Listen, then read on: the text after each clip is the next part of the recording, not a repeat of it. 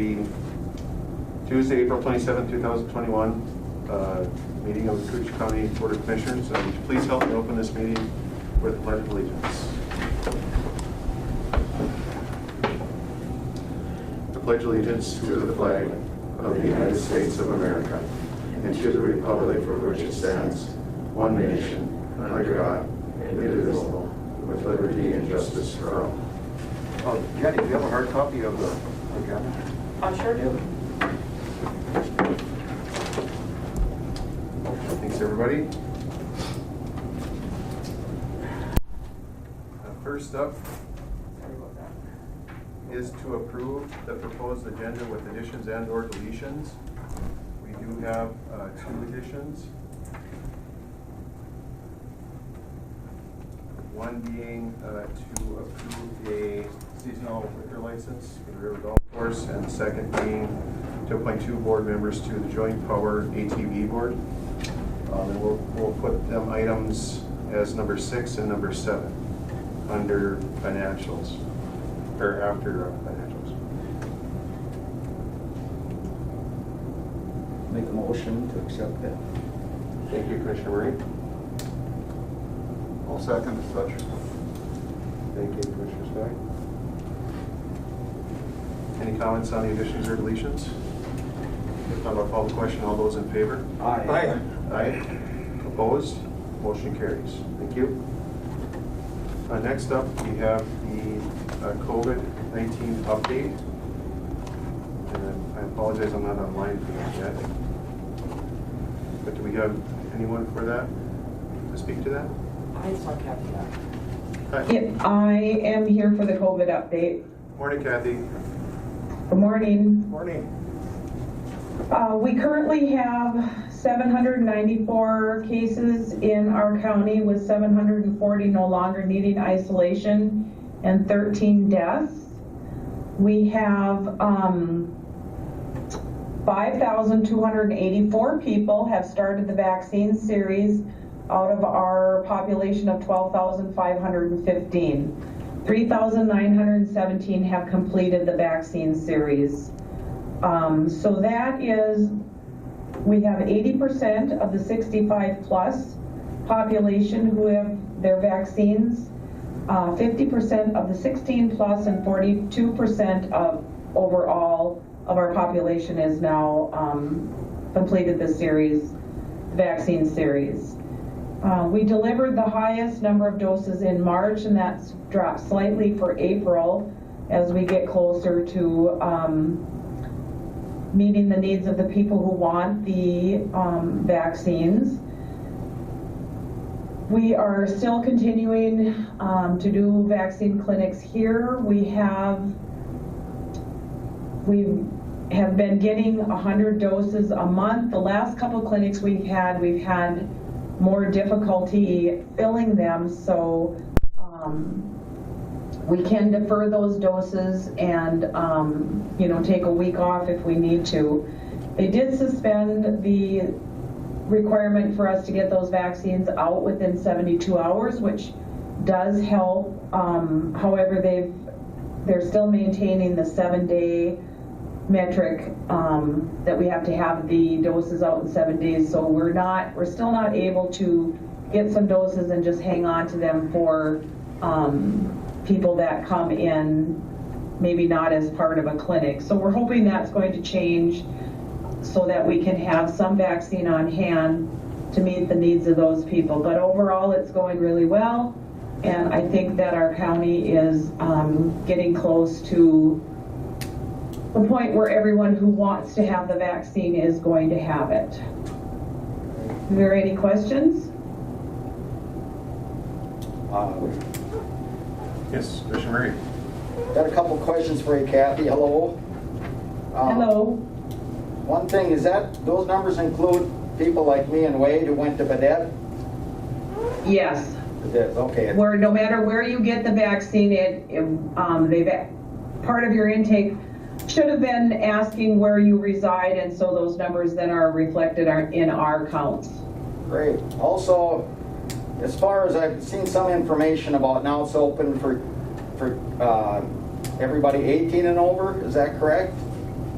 It's actually open for anybody 16 and older. Moderna can only be given to people 18 plus, and Pfizer can be given to 16 plus. So if we at the county only have gotten Moderna, but some of the clinics do have gotten some Pfizer, and so they can vaccinate younger folks. Okay, I'll have to look into that, thank you. Kathy, at the last COVID meeting, there was talking on the fact that the Canadians are so far behind us on this. And it was mentioned, and I've heard now that in North Dakota, that the Canadian transport drivers, when they're crossing the border, they're giving them the shots. Is Minnesota looking at doing that too, to those over-the-road drivers coming in? Yes, Minnesota is looking at that. I haven't heard that they have begun that, but they are looking at what's happening in North Dakota and will likely follow their lead.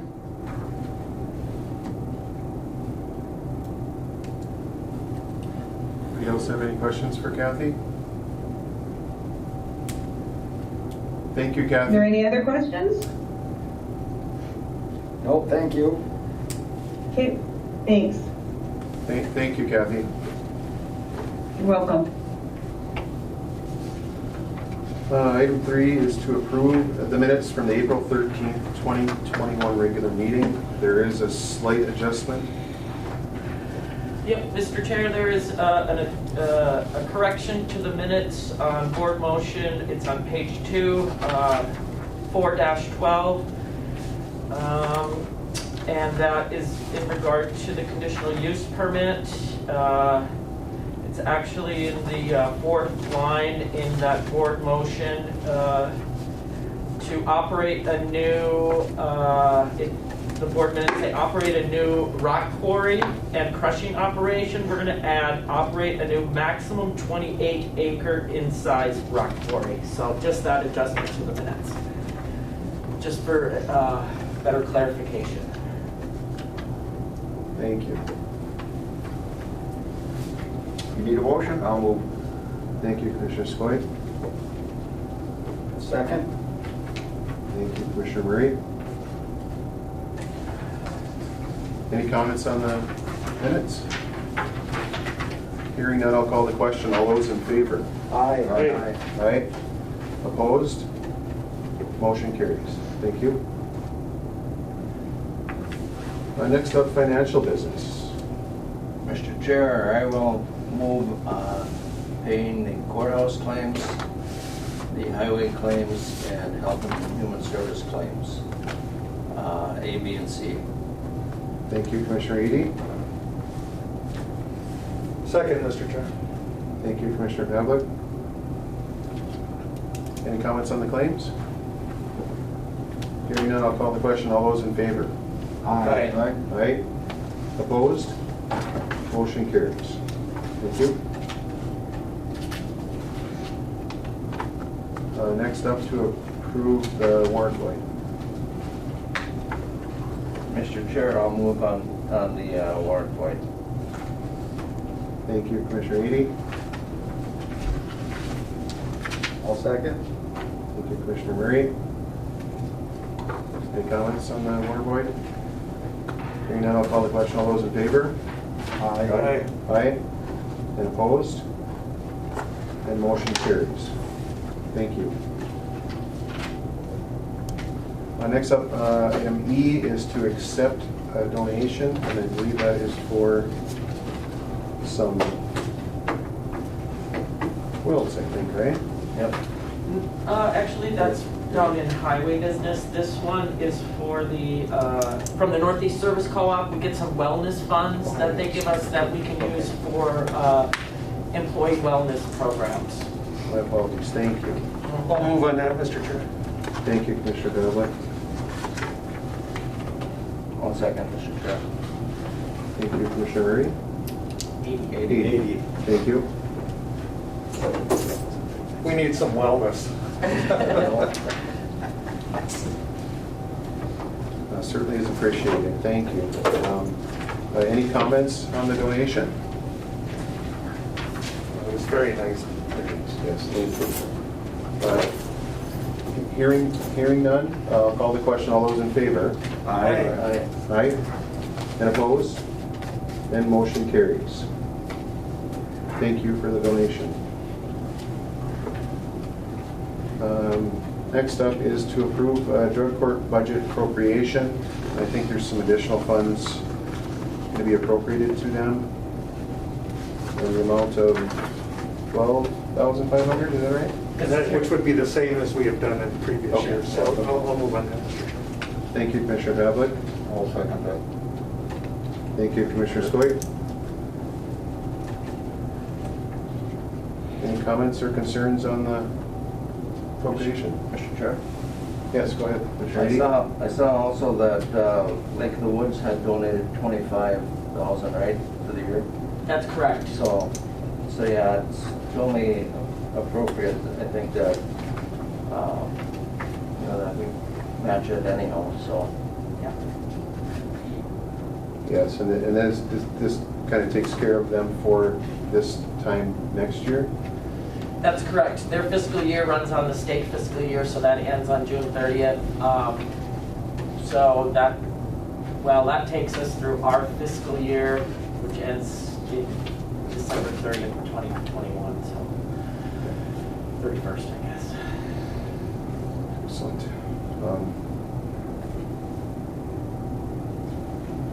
Any other comments or concerns?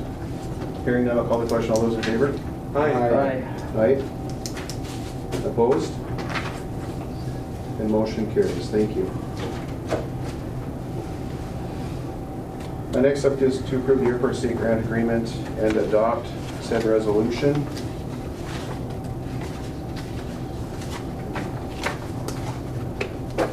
Excluding land acquisition. I'll add that. It's needed. I really don't want to make the motion since I'm the chair. I probably shouldn't either, huh? It doesn't matter. I'll move, Mr. Chair. Thank you, Commissioner Edie. Yeah. Okay, this change was on the conditional land. Nope, this is to adopt a resolution to accept the state airport grant agreement. Just to kind of be able to associate with the state with the grant and be able to collect the invoices and stuff when it's submitted, I think. It's for the reconstruction, Wayne. So. Okay, I guess, well, I'm kind of the guy left and all of a sudden, but Thank you, Commissioner Skoye. Any comments or questions on the? No, it's a work in progress. I mean, it's quite a rebuilding of that entire facility. So this will be the last phase. It's a big one. And I think they have their meeting here today or tomorrow or something for the 1331. Yeah, it's coming. Girl Scout. Yeah, it's good. Yeah. All right, any other comments? Hearing none, I'll call the question. All those in favor? Aye. Aye. And opposed? And motion carries. Thank you. The next up is our first edition would be to approve or to request approval of seasonal liquor license for the River Golf Course. I'll move on that, Mr. Chair. Thank you, Commissioner Pavlik. Thank you, Commissioner Murray. Any comments? Hearing none, I'll call the question. All those in favor? Aye. Aye. And opposed? And motion carries. Thank you. Next up is to appoint 2 board members to the ATV Joint Powers Board. I'll remember we approved to participate with St. Louis, Lake and Cook counties, I believe, on the Joint Powers Board for ATV and trail use and things like that. I would suggest and would like to appoint, if accepted, Commissioner Murray and Commissioner Pavlik as and Commissioner Murray as the alternate. Sounds good. If that's acceptable to Commissioner Pavlik and Commissioner Murray. Yep. The reason being, I think it abuts and is quite a bit of Wade's district, and he has a lot of experience with the land use as well. So, and I think Commissioner Murray has quite quite a few things in there, and with the Convention Bureau and Visitor Center stuff, I think that would fit in nicely, so. Thanks. So I would accept a motion on Commissioner Pavlik and Commissioner Murray's appointment to Joint Powers Board. I'll move, Mr. Chair. Second. Thank you, Commissioner Ady. Thank you, Commissioner Skoye. Any comments on the appointments? If it's okay with the chairman, Terry, it's fine if you attend the meetings because St. Louis County has 3 commissioners there. We had a meeting earlier this week, and that way at least we know somebody's going to be there. Right, yeah, and we certainly can have 2 there. Okay, so no problem. I'm glad to be part of that. It's a big program, big challenge. Yeah. Well, appreciate your commitments. Thank you. Any other comments? Hearing none, I'll call the question. All those in favor? Aye. Aye. And opposed? And motion carries. Thank you.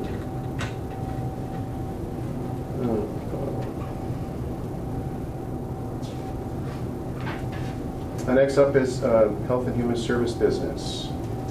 To approve a couple of warrant voids and accept a donation. Yes, we have 3 warrant voids that we need approval on. Thank you. I'll accept a motion on all 3 warrant voids. I'll move, Mr. Chair. Thank you, Commissioner Ady. I'll second. Thank you, Commissioner Murray. Any concerns on the warrant voids? Hearing none, I'll call the question. All those in favor? Aye. Aye. And opposed? And motion carries. Thank you. And we have some... And then the second item is to acknowledge the donation to Public Health from St. Paul Lutheran Ladies Aid for 6 quilts. I'll move on that, Mr. Chair. Thank you, Commissioner Skoye. I'll accept the donation of a quilt anytime. I'll second that, Mr. Chair. Thank you, Commissioner Pavlik. And these are kind of taken with on some businesses stuff that some people do, and kind of when they're visiting people and stuff here and there? Yes, yes. And the church, they regularly do donate quilts to us to give out to families that need them. So it's very appreciated. Yes, it is. Please pass along all our thanks. It's Yes, we will. very nice. Can I see? Okay. Yeah. The screen. Any comments? Oh, I'm okay. Any comments on the donations? All right, hearing none, I will call the question. All those in favor? Aye. Aye. And opposed? And motion carries. Thank you. Might be a nice touch as a little note from the board thanking them. That is really heartfelt. Well, it certainly is. Yeah, I think it's kind of neat when you get a gift and stuff from someone, and you know, some people look forward to seeing that too. So it definitely adds to it. So could we maybe send a note to them? Mr. Chair will send a note on behalf of the board is thanking them. Well, thanks. They'll really appreciate that. Yes. Yeah. Thank you. Next up, we have land and forestry business. Good morning. Good morning, Nathan.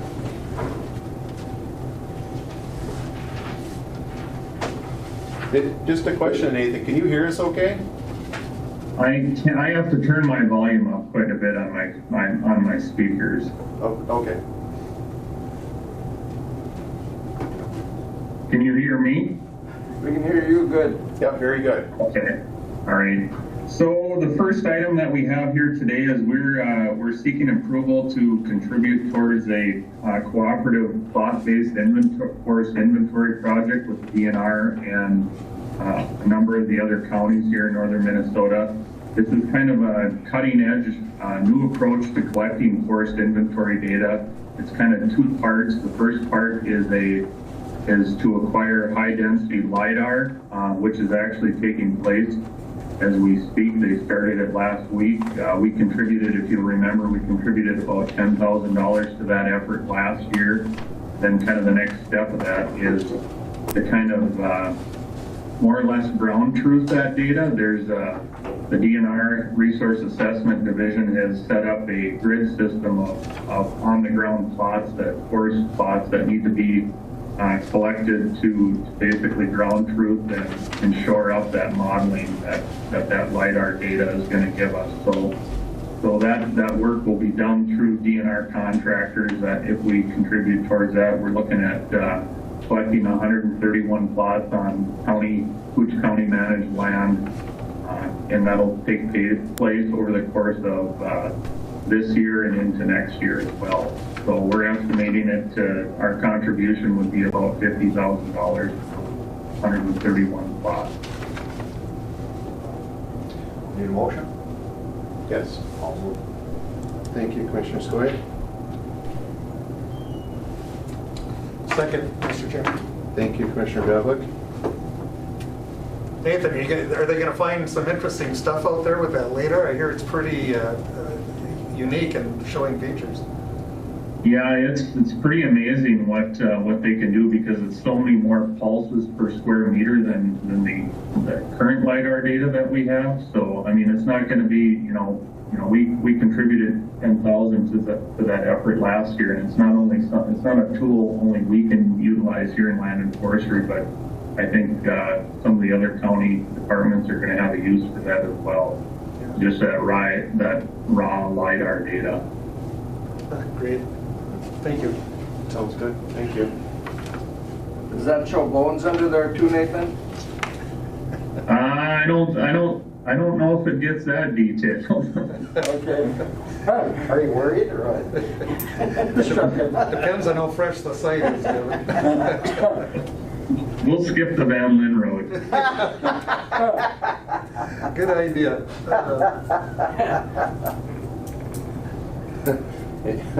Any other comments? Or? Nobody gets respect here. So. Boy, I guess not. Okay. Well, we have a first and a second. Is there any other comments? Okay, now I'll call the question. All those in favor? Aye. Aye. And opposed? Then motion carries. Thank you. So the next item we have is we're requesting board resolution to approve the appraisals, terms and conditions, and date, time, and location for a tax work of land sale. We have proposed 29 tracts that we would like to offer up for sale. Proposing a date and time and location of 10 a.m. on Friday, June 25th at the Packers Community Center Auditorium. I'll move on that, Mr. Chair. Thank you, Commissioner Beatty. I'll second. Thank you, Commissioner Murray. Now, all these have been vetted and stuff, you said, too? Yep, we've, part of the, we started this process last year, and we had hoped to have a land sale last fall, but we kind of got derailed like everything did, large gatherings regarding COVID. So, yeah, all of the municipalities and the DNR have weighed in on these, so. Sounds good, thank you. Well, Nathan, how many of these plots are in the organized cities, townships, or what percent? Just give me a second here. I believe of the 29, there's only 6 of them that are outside a municipal boundary. So there's 23 of them. Either in the city limits of Rainier, International Falls, Little Fork, Big Falls, or Mizpah and Northville.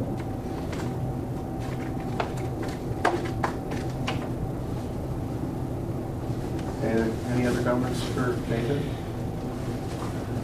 Hearing none, I will call the question. All those in favor? Aye. Aye. And opposed? And motion carries. Thank you.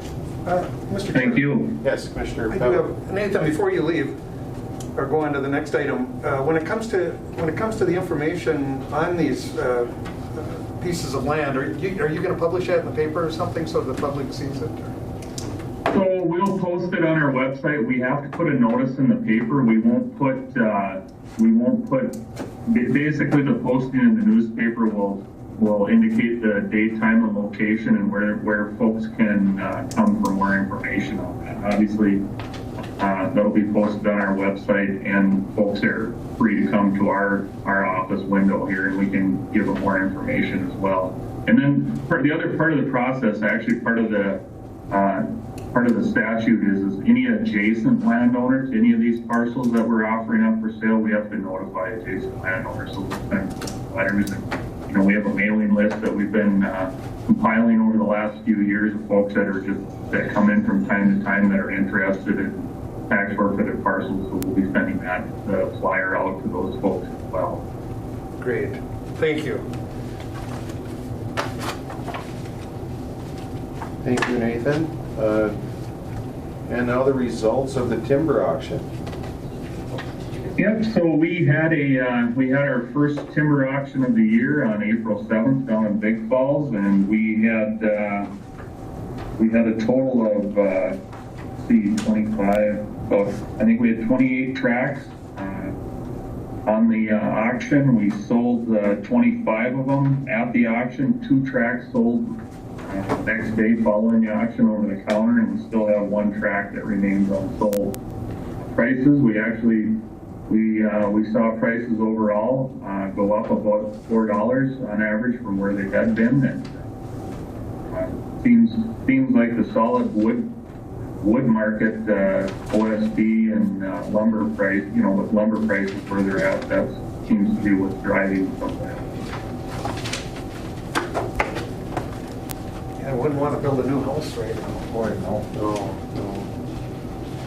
Just a quick question, Nathan. With the Verso stuff there, it looks like they may have some opportunity to maybe reopen there with some funding and upgrades.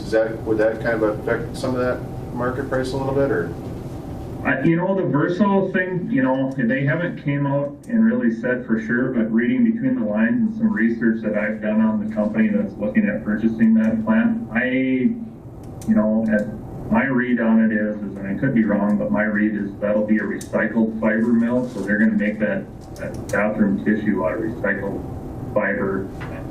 If they follow kind of what that company currently does at the other plants that they run. So if that is the case, that they won't be using, timber from the woods. It'll be primarily a recycled fiber that'll be used as a feedstock to make their end product. Thank you. Any other questions for Nathan? Well, thank you, Nathan, for the update. That sounds good. Yep, thank you. Good day.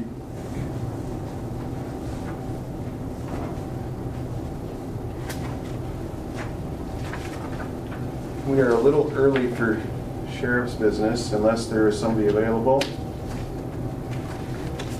And I see John is online. Are you okay, John, to go ahead a little early?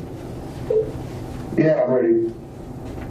Thank you. So just wanted to clear up on the agenda there, it says I'm requesting an additional squad.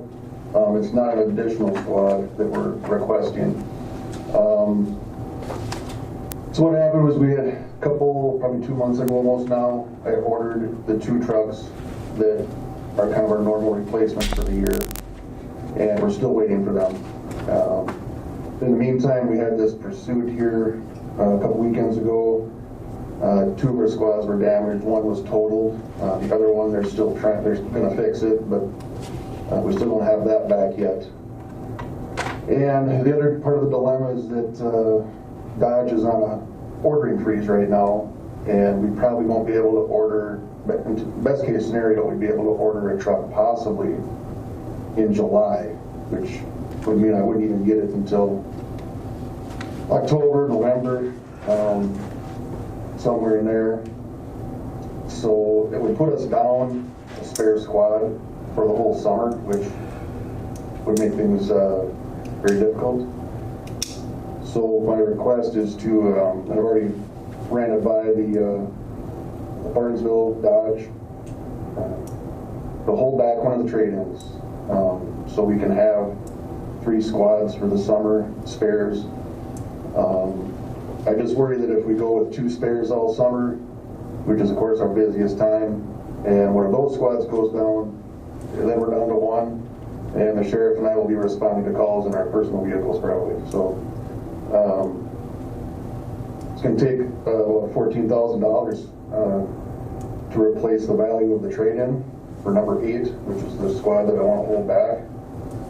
And I'll end up trading that off in the fall. Hopefully we can order trucks at that time.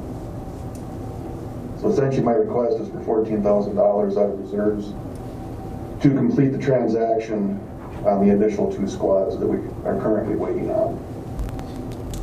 So it was kind of like a pay now or pay later type of thing, right? Absolutely. If we're going to pay now or we're going to pay later. So if we pay now, we get to, we'll have our 3 spare trucks for the summer, so which is what we really need. I'll move on that, Mr. Chair. Thank you, Commissioner Edie. Second. Thank you, Commissioner Pavlik. Any comments or concerns? Mr. Chair, if I may ask, so John, you're actually asking for a budget increase of 14,000? Correct. I need that $14,000 put in the capital, vehicle capital outlay, and then we're essentially just going to trade in 1 vehicle plus the extra cash, and to complete the deal. And we still don't even have a delivery date on these 2 squads yet. So the way things are with COVID and the the factories, I'm not even confident we'll get a squad in the fall.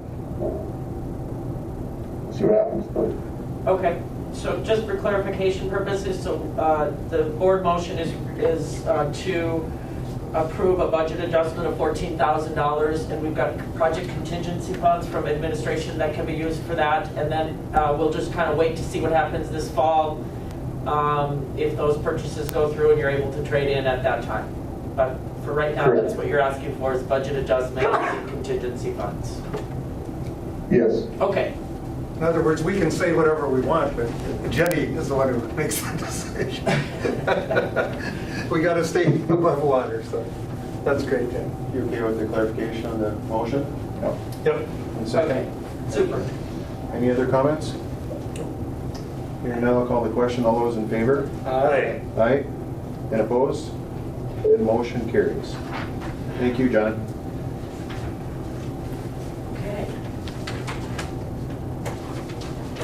Okay. Thank you. Can you hear us, John? No, he can't hear you. Can't hear me. Lost the speaker somewhere. Thanks, John. Thank you. These speakers figured out.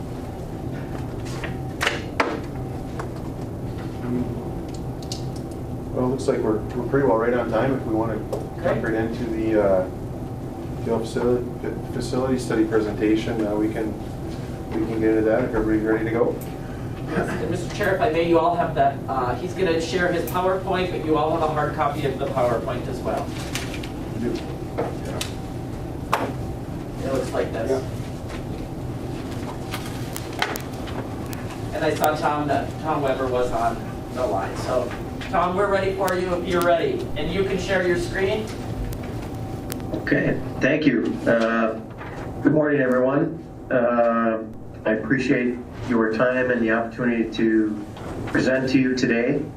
I do have a PowerPoint presentation. Jenny indicated that all of you have a hard copy of that. My intent is to kind of walk through that a little bit, engage in any kind of conversation and discussion that you'd like to have. I believe Kent Corbett is also present, so between the 2 of us, we hope that we can respond to any specific questions that you may have. And in addition to this PowerPoint, there will be a final report that has been, it's drafted and it's ready for a publication. I wanted to wait until we had the meeting today to kind of finalize that. But there will be a fairly comprehensive report available for you that will be forwarded on to Jenny and the sheriff real shortly. So the PowerPoint today is just meant to kind of touch on some of the highlights, if you will, of the recent assessment of the justice system campus there in York County. So with that, I'm going to bring up the PowerPoint. And can everybody see that okay? No. It might take a minute before you start sharing. Okay, let's go back, hang on.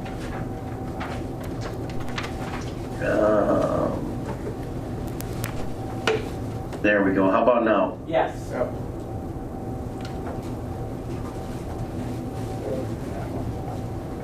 Is the PowerPoint up yet, Jenny? Yes, it is, Tom. Thank you. Okay. All right. So as you all are aware, there was last fall, Koochiching put out a request for proposals to look at an assessment of your highway buildings and your justice campus, and also to look at some means to accommodate the advancement of technology with at-home workers and in supporting all of the operations with the county provision of services for all of the services that the county provides. So where I came into this, ICS contacted me. My background is in courthouses, police stations, and jails. I have about 35 years of work in just about every level of government. I worked for 20 years in state and county governments, including at one point in the state of Minnesota with the Department of Corrections there. And I am an operations person. So I'm not an architect, I'm not an engineer. My background is in courts and corrections and law enforcement activities. I've got about 35 years in that line of work now. The last 15 years, I've been working primarily through government contracts at the state level, county level, and the federal level. And in this case, ICS contacted me and was looking for some expertise with assisting with the assessment of the Justice Campus there. And I'm referring to that, of course, as those three buildings, and we'll get into them right there where you happen to be located today.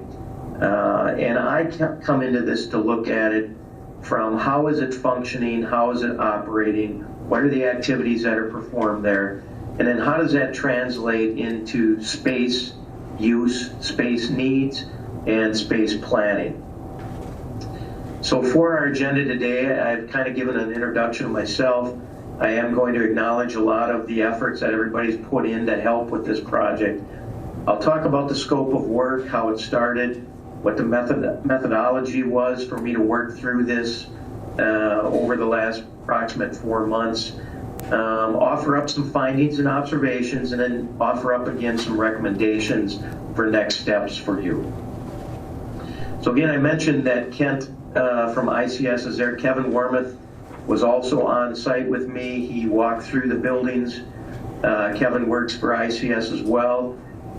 He also did a significant amount of research into looking at some of the questions we had with the structure itself, especially some of the bearing walls and some of the interior design that we were able to capture off of some of what we thought were the most recent drawings of the structures. So from the relationship with ICS between Kent, Kevin, and I, we've kind of fashioned some recommendations. I know that Kent presented those to you in an earlier presentation about the actual physical structures and the concerns with some of the buildings. I'm going to touch on some of those as well as some of the concerns that I have with the functioning and the operations that are either supported or not supported through that space. I want to acknowledge in particular the assistance of the sheriff. He made himself available and his staff throughout this project, bent over backwards for us at every step of the way, as did Jenny. Between the two of them, they did a terrific job giving us the information and walking us down the path that we needed to be on so that we could complete this project. Pete Kaler, who is probably really thrilled that he gets to retire. Pete was obviously a great point of contact as well, and I appreciate all the assistance that he offered throughout this project, as well as the staff in the jail He made himself and the staff available, and I appreciate that. There were multiple other people from the sheriff's agency, including the chief deputy who was just on, who helped. The sheriff, again, offered up his staff anywhere that was needed, and I appreciate that. Obviously, the maintenance staff there in the county, they were very, very important. Drew was accompanied us throughout our tours, worked real closely with Kent and Kevin, and the effort there is acknowledged and really appreciated.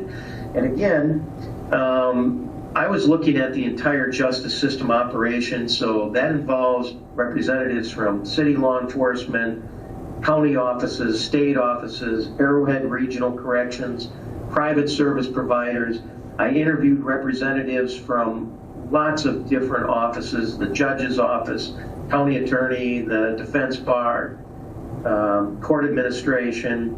All of those people took time out of their schedules to spend with me, and without their participation, this project would not have been completed in the fashion that it was. And so they put forth a lot of efforts, and it's just not the effort that ICS and myself put out.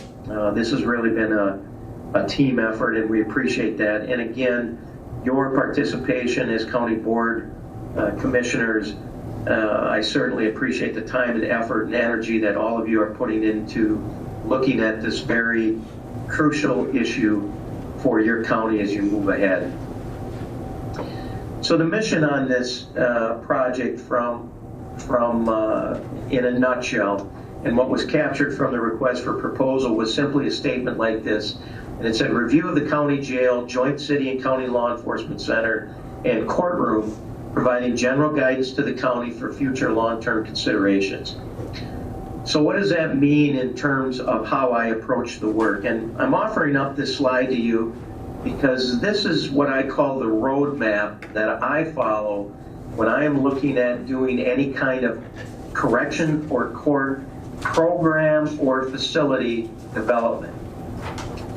So if I'm looking at a building or I'm looking at a program might be things like your drug court program or intensive supervision of high-risk youth in the community, or a day report center. Those are examples of programs. And of course, a facility might be a jail, a courthouse, a police station, a dispatch center. Whatever I'm looking at for an end product in either program or facility for a corrections or a justice system initiative, I follow this step. And it's that need drives vision. And what our focus in this project is almost completely contained in that bubble that you see on the screen. And we're talking about need, and we're talking about assessment of the conditions. And so even though you may want to jump ahead to get towards especially the design and the cost issue, there are other steps that we have to go through and work through before we can get to it. Each one of these has a sequence that needs to be followed that you build off of to get towards your completed product. So what I'd like to emphasize in this very early discussion is, as you look at what the process is, that need drives a vision, we are, and we will be talking in terms very lightly about what the vision here is as what has been perceived by either me or the sheriff or Kent in our conversations.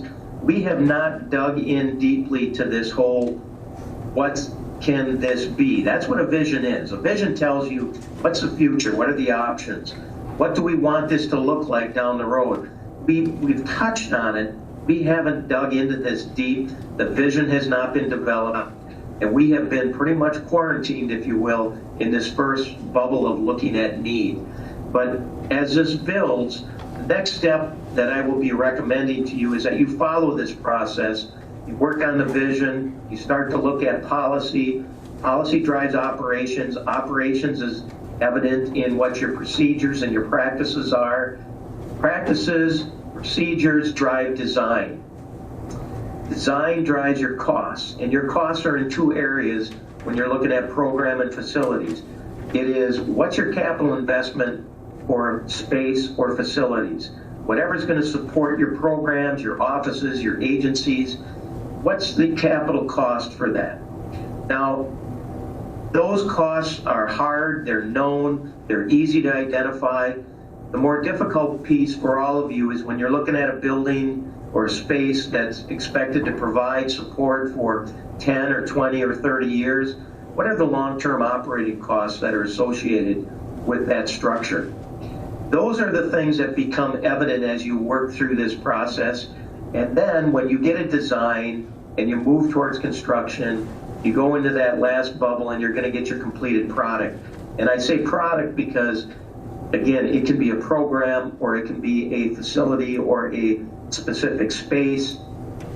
The process to me is the same. It's a process that through 15 years of really dedicated work in hundreds of jails and lots of courthouse projects and police station projects around the country.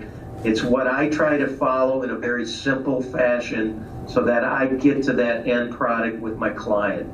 And I broke it down in this way, and I've called this my roadmap towards getting this completed product. I think it's a simple illustration, and it's kind of easy to understand as you work with the public, trying to understand where you want to get to be eventually. So I engaged in what I typically will call a local system assessment, and it's a local assessment of your justice system. Your justice system is comprised of many, many different entities.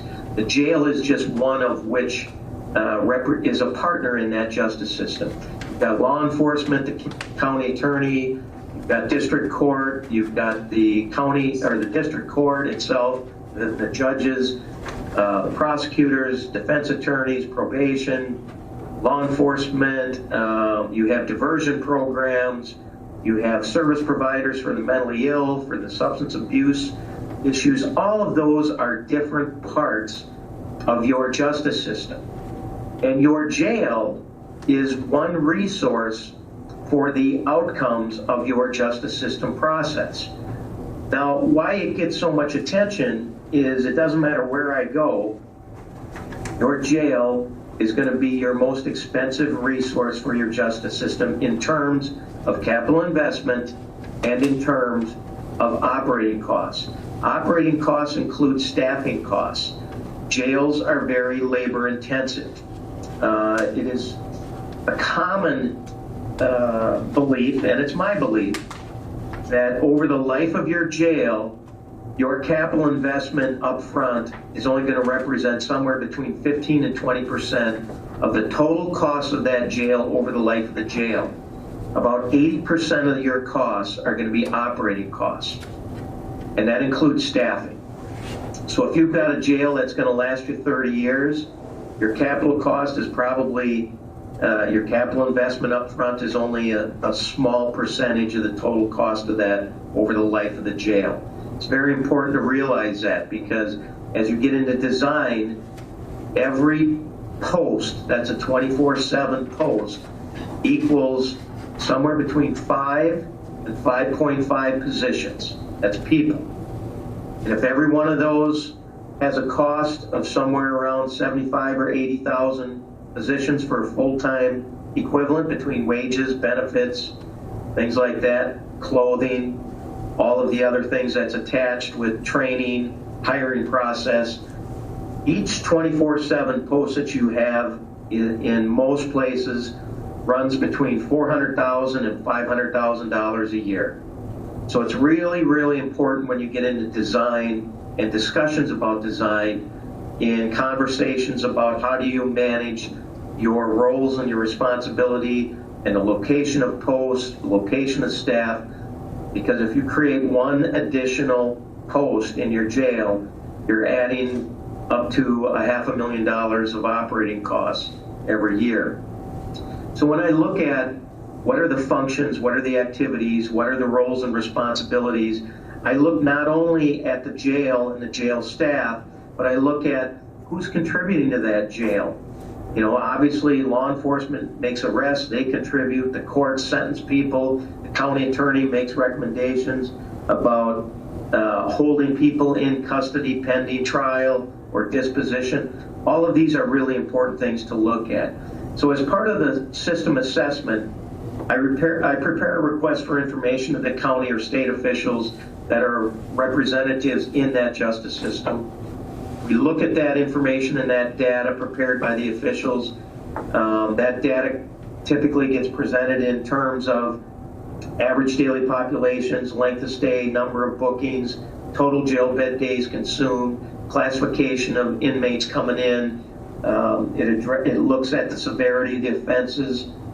That's all very important information when you start moving towards design, because your jail design needs to fit the population that's coming in, whether they're males, females, youth, mentally ill, substance abusers, suicidal individuals. All of those are consumers of your jail bed space. So it's important to do some population analysis to look at who's coming into the jail. Obviously, there was a pretty comprehensive tour and assessment, a walkthrough of the existing facilities. Spent a day in the jail, I spent a day in the courthouse, looking just at the physical structures and the spaces that are involved and how that conforms or doesn't conform to the functions and activities of a typical jail. There were individual interviews that each of the stakeholders and the department heads, agency leads provided. I did individual interviews with them. We came back as a group.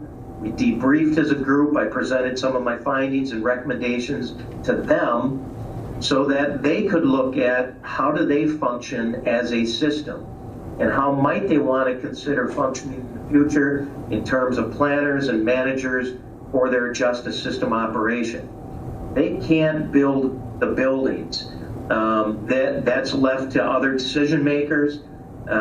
They work within whatever environment's provided, but they have to operate within those physical restraints of whatever facility and space is provided.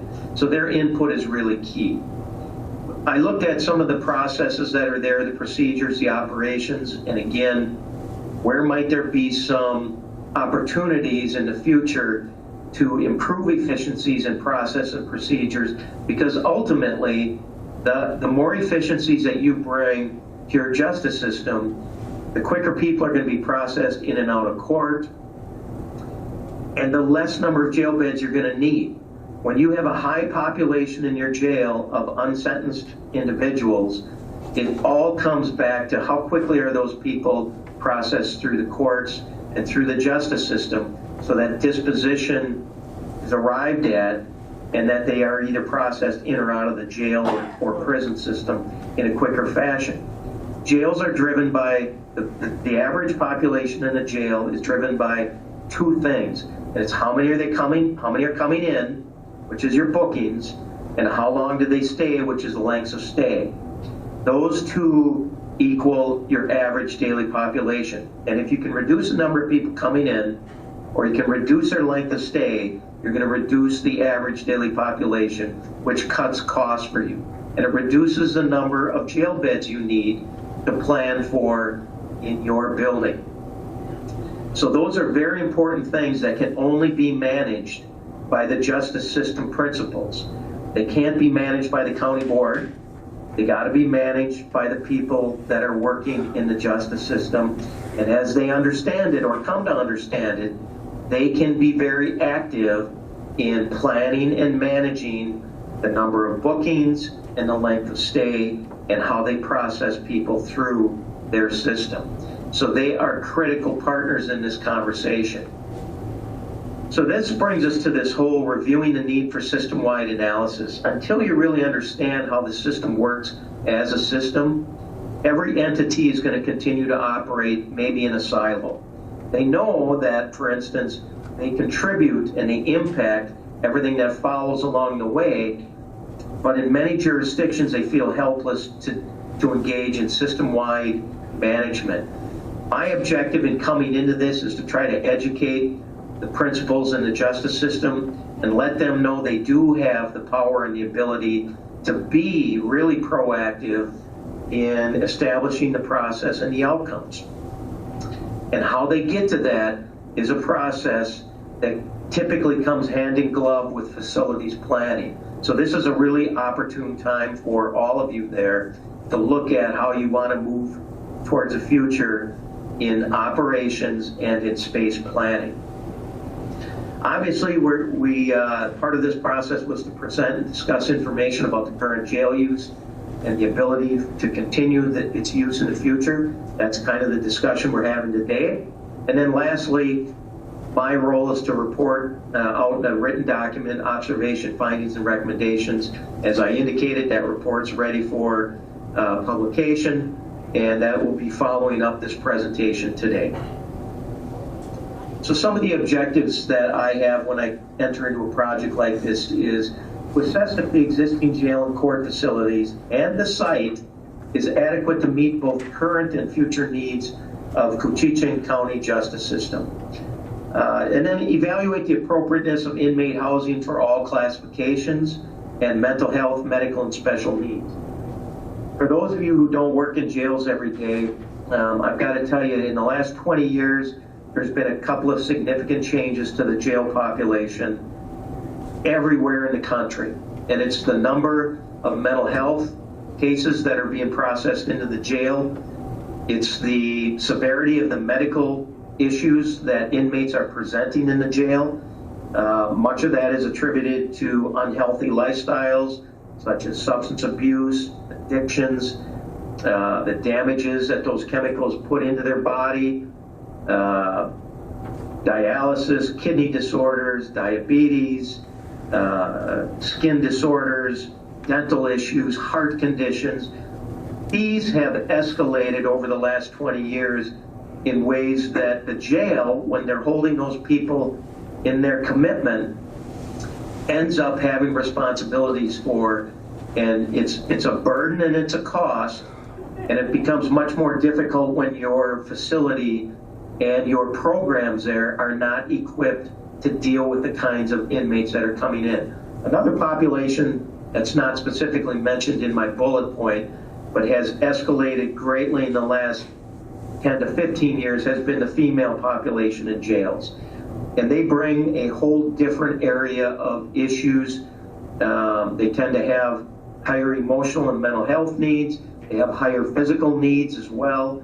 And so your female offenders, as that population increases, your cost per inmate to house female inmates is a higher cost typically than what it is for male inmates.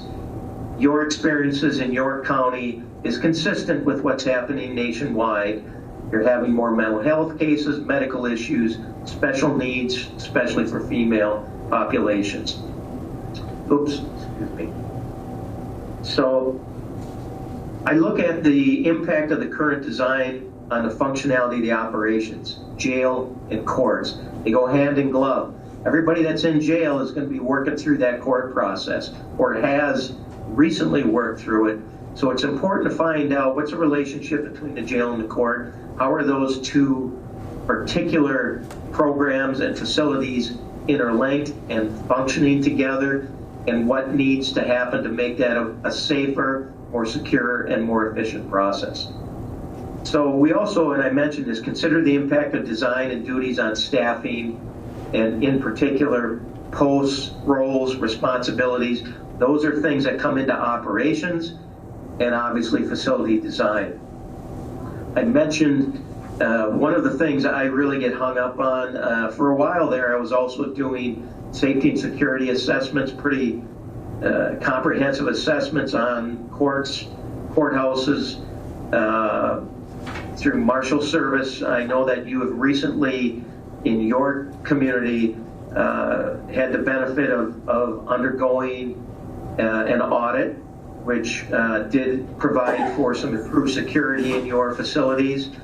I think there's a number of things that are still in need of pretty immediate attention, if you will, in my experience and observation. And I look at those issues as I go through because I'm always concerned about managing the risks and the liability concerns that are directly attached to safety and security.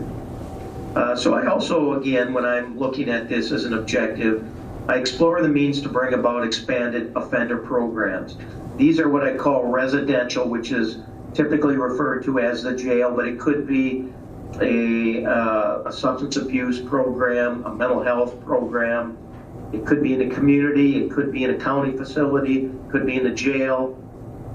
These are all typically court-ordered commitments and/or as an alternative to confinement or as a condition of probation. They're very common to find that people that are involved in your justice system are going to be consuming some sort of a residential corrections program, wherever that may be located. A community-based program is more of your outpatient, probation-related cases. You have Arrowhead Regional there that provides a number of different services or will refer out for intensive outpatient counseling for substance abusers, mentally ill, etc. But we look at those, and is there an opportunity in your community to look at an expansion of those kinds of services?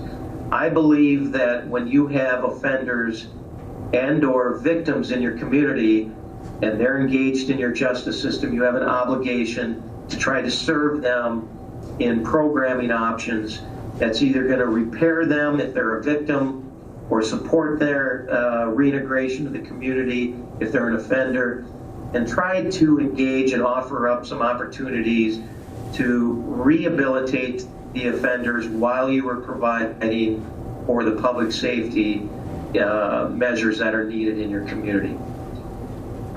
Obviously, we're talking about buildings, we're talking about space. You've got an existing campus there. We've come to call this Justice Center campus. We looked at the entire site and what are the options for future flexibility and expanded capacity on that site. You have basically 3 buildings that were constructed at different times. How are they connected? How do they relate? What's the operational flow? What's the population that they serve? What are the service providers that are located in each of these 3 buildings? What's the future for expanding space on that location? That was looked at, and there was many conversations had about the future of that site, and I'm going to touch on that briefly today. Again, I mentioned when I look at jails, I'm a risk manager. So I try to identify where's the greatest liability concerns and where do I think you need to engage in a high level of risk management so that you reduce your exposure to liability. And so my report will outline some of those areas. I have discovered your county has you've got a lot of risk to operate in your jail in its current condition. I'm going to talk about some of those today. And lastly, and I mentioned this, I like to, when I'm there and I'm working with either the justice system principals or the county board, I like to try to encourage everyone there to really look at this collectively, that you all have a shared sense of responsibility for this. Justice system leaders can't be looking at the county board to fix this issues in a nutshell and all by themselves. This is going to take partnerships.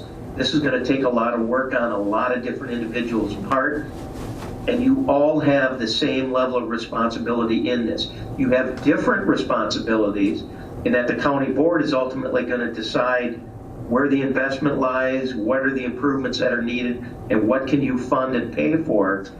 But the justice system principals need to be working with you and sharing that need and express what those functions and activities and the support that's required for their side of it. So it really requires a lot of partnerships, and this is an opportunity and a first step that I hope everybody embraces and says, this is a challenge for us as a team. We need to come together as a team, and we need to start taking this on. So here's some of the findings that I'm going to offer on the existing facilities. Your Justice Campus building, so these are kind of all 3 buildings. Overall, the 3 buildings has about 56,000 square feet. It is just under that. This is no surprise to all you. They're kind of aged. They've served the county pretty well, but they don't really meet today's design expectations. That courthouse that was built, that courthouse building in around 1908 or thereabouts, you'd never build something like that today to support the operations and the functions of a courthouse. It worked well back in the 1900s. It doesn't work well 120 years later. Each of the three buildings have several floors or levels. They require navigation up and down the floors. You have to move between the three buildings when you're talking about moving from the jail, especially transporting inmates back and forth over to the judicial side of the campus. So this requires a lot of movement that is unsecured, raises risk, and raises my concern as a practitioner on how those inmates move from one structure through another structure and into the third structure for case processing. There's a very inefficient design that's there, and it raises my concerns for the safety and security of everybody in all of those buildings when that's happening.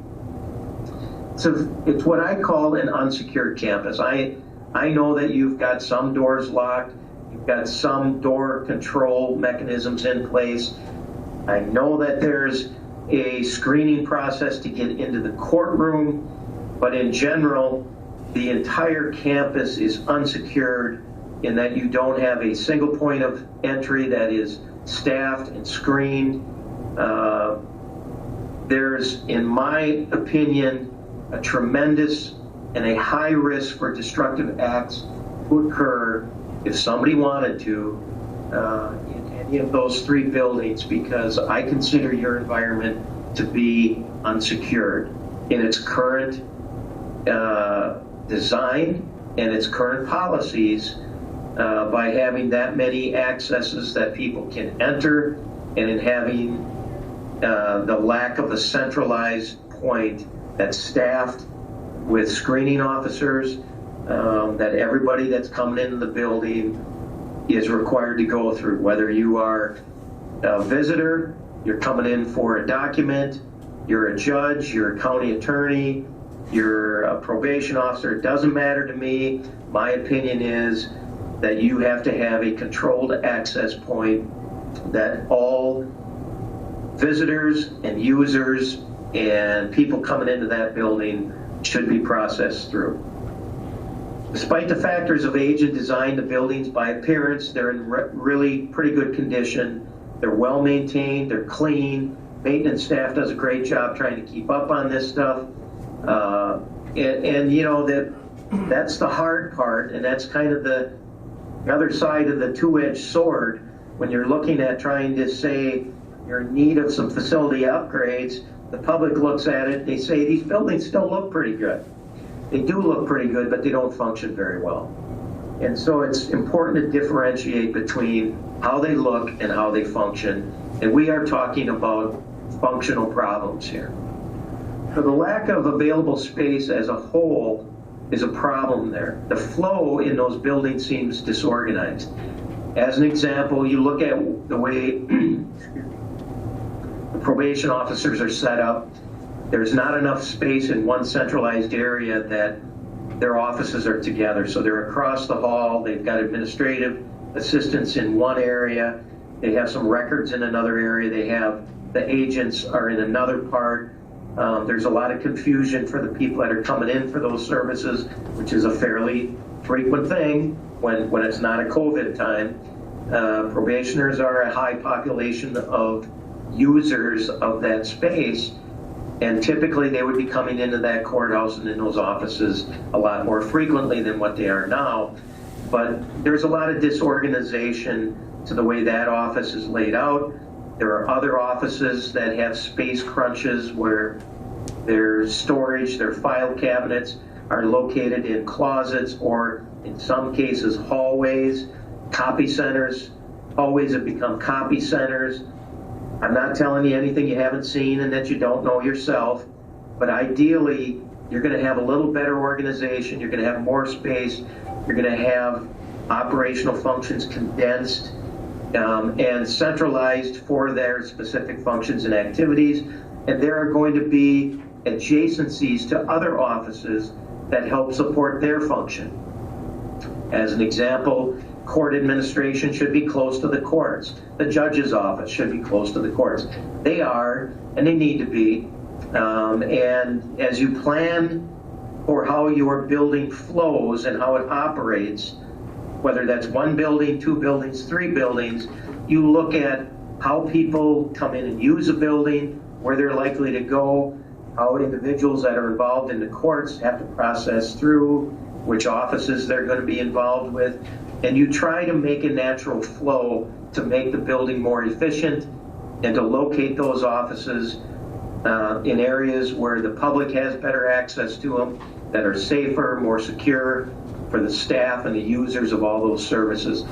My opinion, again, in my observation, is your operational flow in those buildings is inefficient and it's poor and it causes problems for the users and for the public. So also there's a concern in general, the justice system principals have kind of shared with me that they felt that there's a lack of opportunities for offenders and for victims to engage in programs in the county. The space for jail inmates in particular is very limited. It's a space that's a multi-purpose use that is oftentimes used, vending machine, meetings, conference room. That multi-purpose space is small. It's not set up well for offender programming. It's the only thing you have, and staff attempts to make do. It also requires inmates to be escorted to and from it, so it's somewhat labor intensive. So in general, there's a desire from the justice system anyway to try to plug offenders into more meaningful programs and to offer more programs, but the space is not there to accommodate that goal. Inmates with medical and mental health crisis in the jail, they don't have any dedicated space. There's no controlled negative air exchange, so if you have somebody that may have a communicable disease, TB, COVID, something else, there's not the ability to hold them in custody and then separate them and separate air handling from the rest of the jail. These kinds of areas where individuals may be having mental health crisis, you don't have a suicide prevention room. These are things that, again, are becoming much more needed and commonly used in jails, and brings hardship to the operation and a higher risk to manage and operate your jail when you don't have these things and your jail does not have them. The jail also lacks segregation and isolation areas. You have two cells that are kind of right off your central control and your dispatch area that are considered your special management. They could really be used for either males or females, but not at the same time. You're either going to have males in there or females in there. If you have a female that's in need of isolation or segregation and you have a male in that area already, you are now experiencing a great hardship on the operation because you can't mix those genders in that same two-cell area. So you have a lack of those kinds of special management areas. Crisis care I mentioned. You don't have a lot of flexibility with your classification. Areas that are used for males are pretty much always used for males. The areas that are used for females are used for females. While your population is low for females, you may be experiencing something that's called suppressed usage, in that you would perhaps have more females in the jail if you had more female beds available. But instead, the county attorney and the defense bar and the judge and probation Everybody schemes up different plans on how to deal with that population, of which jail administration is always involved with those conversations as well. And it's not unusual for the jail to maybe call a judge and say, I have this woman in this jail that has these special needs. We can't accommodate them. She's either got to go to a hospital or she's got to go to some other setting. It represents too great of a risk. We don't have the facility, the structures, and the staff to handle them. And this is something that's common across the country, but I know it's happened in your jail. And so you have to, approach the subject. Is this the way you want to manage your jail forever? Or is this something that needs attention because you just can't keep going down that road? At some point, there's not going to be answers for you. And your jail is ultimately going to become the holding space for cases like that if it's not already. So what I found is your 30 beds basically that you have are pretty much enough beds, but they're the wrong types of beds, the wrong classification, don't have enough separation, so that if you have inmates that need to be separate from other inmates, or the classification drives it, your administration there in the jail is handcuffed because there's just not flexibility with the amount of space. Hey, Tom. Beds might be enough. Hey, Tom? Yes, sir. Just want to make sure, just for respect to time, we got about 15 minutes left. So, all right. Just wanted to I'll go on that. Thank you. I'll go as quick as I can. Your law enforcement center. So I'm trying to break down the 3 buildings. Central control is part of that law enforcement center. It's not being utilized to its maximum efficiency, especially with inmate movement, inmate observation. Primarily everything's done through closed circuit TV. You have a significant amount of challenges there because that central control also serves as your 911 dispatch. These are 2 really significant major areas of responsibility. I think you have to have some conversation about how you want those 2, what I view as separate functions, how you want them to operate in the future. If that's going to be continued to operate out of one, I think you have elevated risks by keeping them together, but it may be something that you're forced to do just by budget and other concerns. One of the greatest deficiencies that I think you have is your intake in your release area. It's significant undersized, it's stressed, it brings inefficiencies, it brings a lot of risk and dangers. The most common place of incidents happening in the jail that are incidents where it's inmate to inmate attack or inmate to staff attack, it's all typically happening in that inmate processing area. And that's where they come in, they get booked in, they get processed in, and they get classified. Your area is too small, it doesn't have all the proper space for equipment needs, and it doesn't flow well at all. A lack of law enforcement report area outside of that intake brings the inmate into your responsibility. The county's my client here, so I'm looking at where does the county manage risk. When that inmate is presented at the door by whatever municipal law enforcement agency that might be making that arrest, when they enter the door, they become the responsibility of the county. The county now assumes all risk. If that individual comes into that jail and is extremely intoxicated on some kind of substance in danger of overdosing, has a heart condition, a head injury, all of that stuff, when that inmate comes through that doorway of the intake center, they become the responsibility of the county. Most jails are going to have a triage area, officer report area. They're going to have other areas near the sally port that the inmate gets a first step screening, whether or not they're appropriate to come into the jail, because the county's going to pick up all of those costs if that space is not available and if that arresting officer just brings them through that door. So I have concerns for you as my client, the county, about assuming risk for individuals that may not be appropriate for jail, especially if they're suicidal. And when they hit that door, they become the jail problem, and that means they become the county problem. There's no real administration area in that jail for operations like a squad room, report writing, training area, supervisor's office, conference rooms. You don't have any of that available in your jail.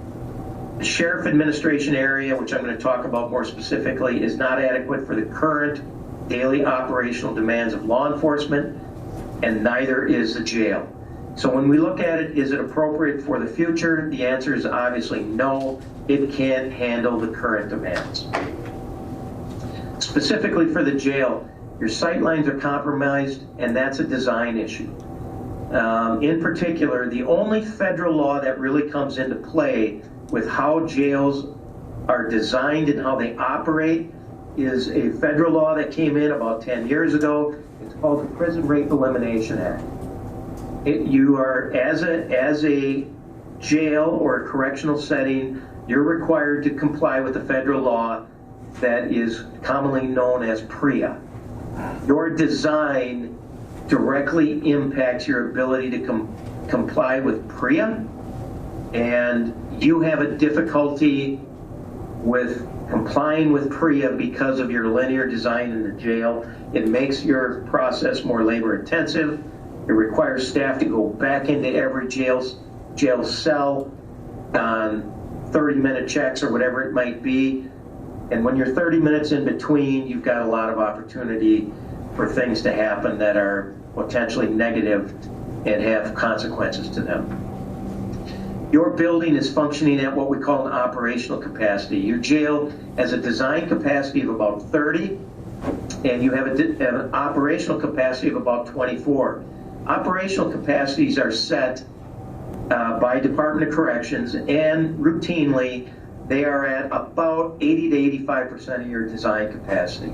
Your jail right now, by DOC standards, has said don't operate it with more than 24 inmates in it on an average daily population. And that allows you for, like on weekends, to bring in the additional inmates that on Friday, Saturday, and Sunday are going to move you towards that higher number of 30. It also goes back to that issue that I suggested, like when you have one male that might need isolation or segregation, and you have a female that might require it, you can't put that person in that same cell block with that male, so that leaves that one cell block empty. These are the things that impact your operational capacity, and although your design is 30 beds, DOC, and I would agree with this, sets your standard at about 24 beds that can be operating at a max at any given time. I mentioned meaningful rehab programs for the inmates are hard to deliver because of the limited space and the difficulty in moving inmates. Also, you have a serious issue with how inmates are transported over to the court. Every inmate that's in that jail that is predisposition, other than first appearance maybe, is required to be transported back and forth to that courtroom. I have concerns that you don't have adequate staging areas or holding areas on both sides of that transport. So in the jail, you don't have a place to hold them while you're gathering inmates to move them. And on the other side, over 2 buildings over in the court side, you don't have a safe and secure holding area for inmates that are waiting court appearance while they're outside the courtroom. I have serious concerns about how those inmates move through public lobbies, use a public staircase oftentimes, use a public elevator. You would never design that into a modern design because of the risks that are associated with that. So again, I mentioned a poorly designed intake and discharge center, as well as a process for these court appearances, slows the inmates' defendant processing time, and it adds to the jail population because it increases the length of time, which is one of the factors that contributes to daily population. So in a general overview, buildings are all older and they're not designed well for today's operations of a courthouse, courtroom, jail, or law enforcement center, as well as all of the other offices that aren't justice system related. Now, those are not areas that I have expertise in, like the treasurer's office, records, things like that, but they obviously are in that same campus. They have space needs. Many of them are kind of condensed into the same areas, and I'm sure they all need space. That was not a focus of my study, but it was pretty evident that there's a lot of space needs that exist in that campus. Public access is largely uncontrolled and unmonitored. The historic courthouse is beautiful, but it doesn't function well, even for office space for public services in today's standards. Security concerns alone could drive an improved design. So just the security concerns with those buildings, in my mind, is enough to justify a capital improvement program. Staff patterns run there at a bare minimum. Now that might be good for the budget, but it increases risk and concerns. My greatest concern is with these merged roles that you have there with 911 dispatch and central control. If you have simultaneous emergencies going on in either operation, one of them is going to suffer, and I have concerns about your risk associated with those two being together. Programs to reduce jail populations are usually, and they are there, very broadly supported. And these are things that not only need staff and program options, but they need space. So you can't operate an alternative to incarceration if that's a drug court program, it's an intensive supervision program, a pretrial release program, a day report center. Those programs need space to operate in as well. And if you look at where you're going to spend your money in terms of jail beds or offender programmings, my answer is you need to look at it as a continuum of care. You need some of all of it, and you have to determine what are the space needs for which, and how does one contribute to the increase or decrease in those other areas. So this all comes in to developing strategies on overcoming your challenges that are created because you're a rural community, and that in itself brings very difficult challenges on how to create programs, how to staff them, and then how to make sure that you've got adequate participants in each of those programs you're investing in. Here's the recommendations that I've prepared to make for you. And I want to revisit this again, because remember, we're in the first bubble. So my number one recommendation, and I've got it on the top of this slide, is to work through the program and facility development process. You are going to have program discussions and you are going to have facility discussions. We're in the first bubble. We've identified a lot of things. My report has got a clear list of needs and issues and goals that the justice system principals have offered to me that are clearly operational things. They are not necessarily focused at all on space, facilities, or building, or the site. They are talking about policies, procedures, practices. It's a great foundation for you to start moving to bubble number 2 about the vision. The conversations about the facility, they can be going on, and they're going to have their own vision conversation. But my number one recommendation is work through this roadmap to get towards the design conversations. You don't have to have a final design. You're going to need to get to what I call concept design or schematic design, because only then are you going to know what your true costs are going to be in terms of capital investment and operating costs. So if you get to bubble number 5, you're going to make a decision then, do you move on to bubble number 6?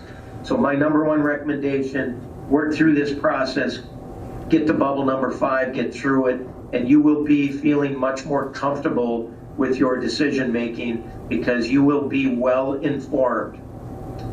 So to do this, you're going to have to take a two-prong approach. The first one is this whole court service committee, criminal justice coordinating council that I've talked about. You've got the foundation there. There's already a committee that I've discovered exists there. I've talked about it. They've come together, and they're called the Court Service Committee. They typically come together and just focus on court case issues that are related to operational flow, how the court operation works, how people process through it. from the county attorney and prosecution's view, from the judge's view, from court administration, from the defense bar, from probation. It's basically the same people that are involved in a criminal justice coordinating council. But instead of just focusing on how does the court process things through, it takes on that bigger picture about how does the justice system operate in every office and in use of every resource like the jail. When that entity, if it were to come together and be created and evolve into a system-wide coordinating council, it's going to require some support as well. First off, those individuals need to dedicate time on their calendar. They need a lot of data so that they can become information driven. So there's going to be some resources that are needed to be developed in terms of data collection, data analysis, might be some software investments, might be some investments in data analysts, in facilitators, staff support. There may be a number of areas that are needed for that group to really be effective.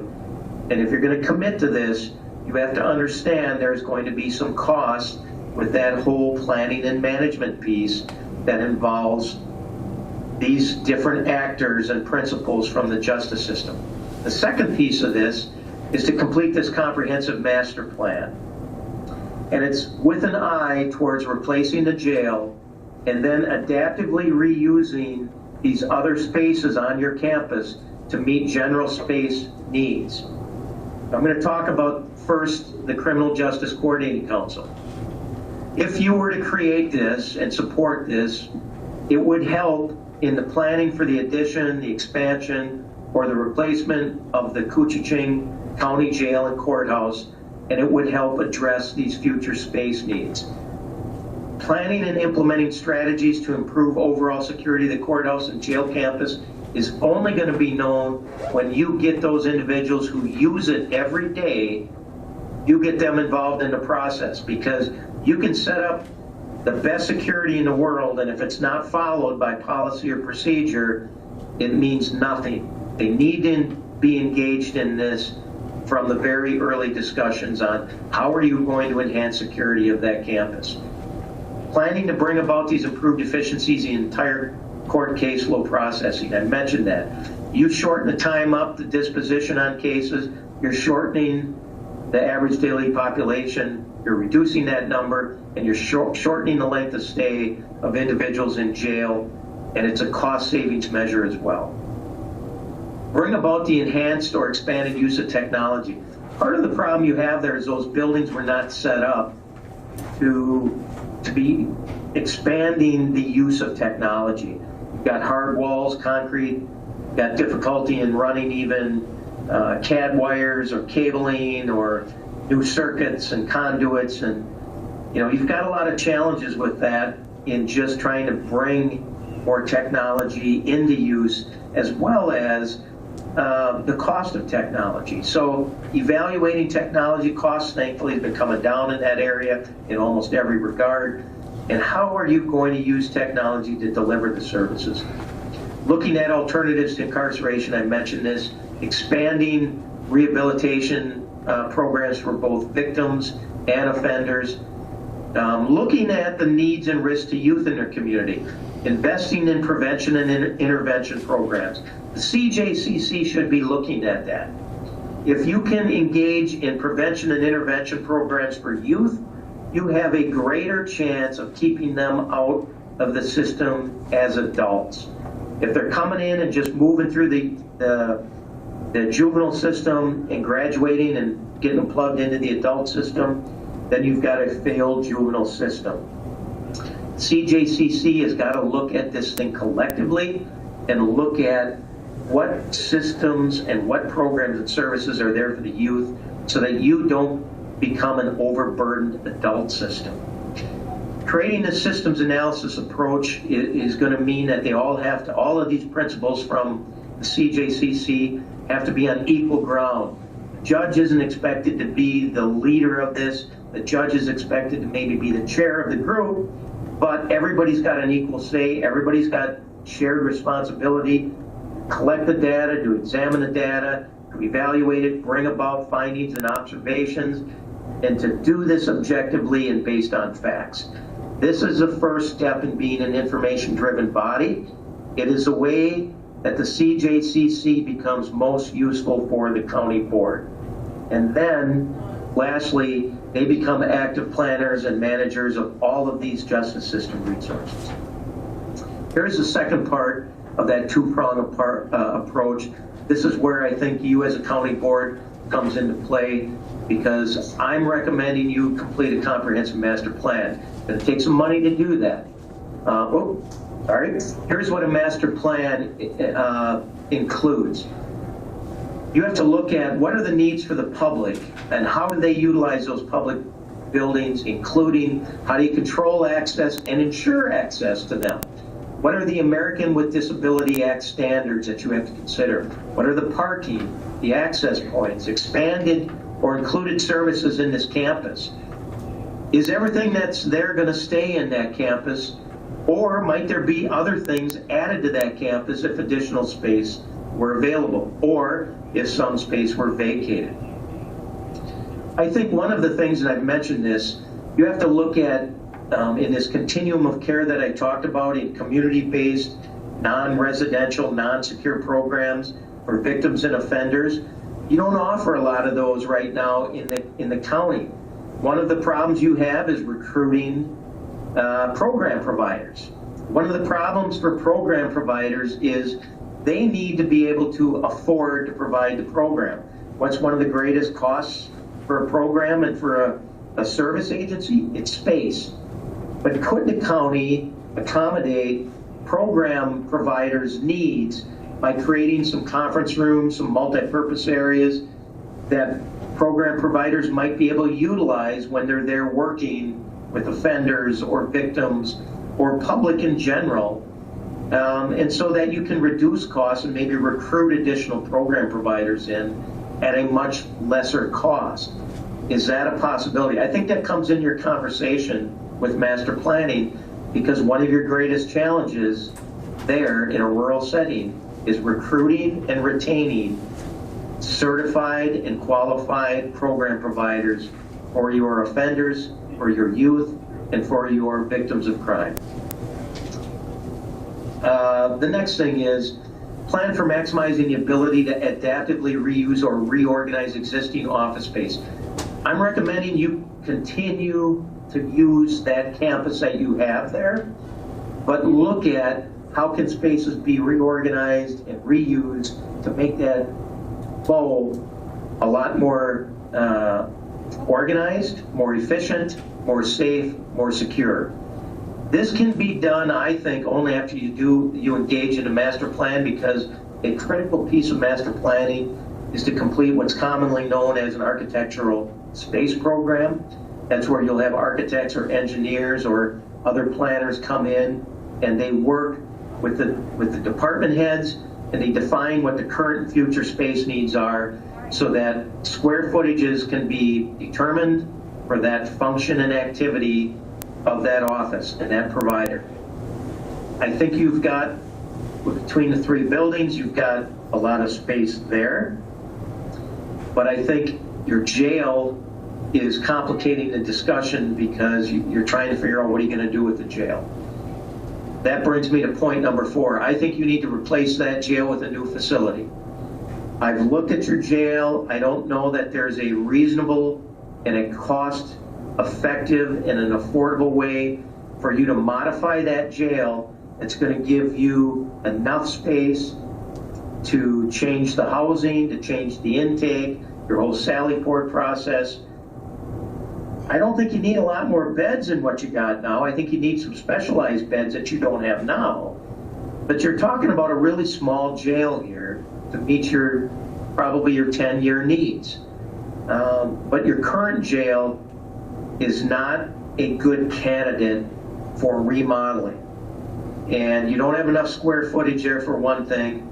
And with the design of that old linear jail, with the limitations to the design and the structure and the number of bearing walls, I don't believe you can create a jail within a remodeled setting that's going to work for you. So out of all of your buildings that are there, I think you can adaptively reuse space, make the entire campus much more safe and secure, but you're going to need a new jail. So with that, and in particular, there are a lot of architects that may tell you they know jails. And when I work with architects all over the country on jail projects, one of the ways I can tell if an architect knows how to work on jails in today's standards is the amount of time and functions and activities that they program into that booking and intake and release center. And it is still an area that I think architects have a difficult time understanding. That is the heart and soul of your jail operation, and it's become that way because you need to get an accurate assessment on that individual coming into the jail. That needs to be more of an assessment center than it does a booking center. A booking center just changes them out and moves them back to the cell block. An assessment center takes a look at all of their physical, behavioral, emotional, mental health needs, and it starts to plan for mechanisms and programs and interventions and the use of a jail bed that best fits their needs. Your intake, your booking center, your release center, that's all one unit that becomes critical to managing your risks in the jail and in assigning housing from there out, and how that inmate is viewed from that point on happens in that first hour when that inmate hits that door. So it is a critical piece, and you need to really devote a lot of time for that in your discussions in what your vision is for the future. Plan for flexibility and long-term campus needs. Now, why I say that is, as I mentioned, 20 years ago, the needs of these jails were totally different than today. They weren't designed for what today's needs are, and that limited flexibility has brought you into the conflict that you're experiencing today, where you have a jail that you can't do much with. It's not flexible, it's not adaptable, it's not big enough. You can't grow in the future, and you can't meet the evolving risk and need changes of inmates and the users of that space because of the old design. New designs need to really plan for flexibility in every manner, in every regard. Lastly, I encourage you, you won't have an option to incorporate all the DOC standards, that's Department of Corrections. You do have an option on whether or not you want to comply with ACA standards. ACA is the American Correctional Association. They are the gold standard for how jails operate. If you are certified as ACA compliant in both design and operations, I can guarantee you that you are doing everything you can to manage the risks and liabilities of operating a jail. If you are accredited by ACA standards, you have met the gold bar. You are doing everything in your power to manage risk and liability, and if you can maintain that certification over time, which is difficult to do, you will be well positioned to operate a very safe and secure jail for the inmates, for visitors, for staff, for everybody that comes in, vendors, program providers, everybody that's using that jail. ACA sets the gold standard for you. Here's some things in a nutshell for your master plan. It allows for site planning and site assessment for location of all these functions. You have a lot of things going on there that need to be considered. Not only the jail, but do you want to continue to operate a work release center? You have one there in your jail. You have what's known as a Huber Center. That is a minimum, low-risk adult center where your male inmates leave the jail and they go to work in a community where they're maybe doing sentence to service or they're doing something else. That doesn't happen everywhere. It happens in Wisconsin and Minnesota frequently. But it's going away in places in Minnesota and Wisconsin, and it's being replaced by a work release program that falls underneath the umbrella of a home confinement program. So with the use of modern technology, a lot of jurisdictions are determining they don't need these 8 or 10 or 12 work release beds in a jail anymore. Now, there's good and bad to that. Those beds are the cheapest beds you're going to have in a jail.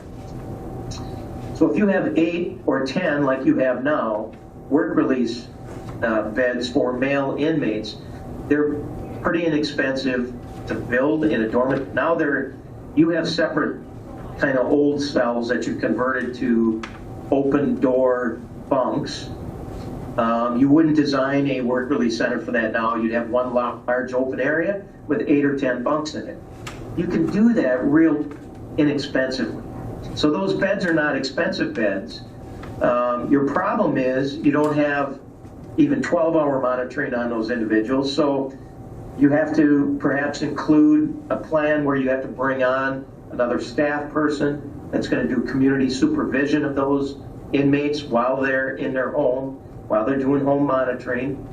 But instead of having maybe 5.5 positions for operating a work release center, you have probably 1.5 staff because you're working 7 days a week with various hours and you're doing unscheduled visits at their home, at their employment, things like that.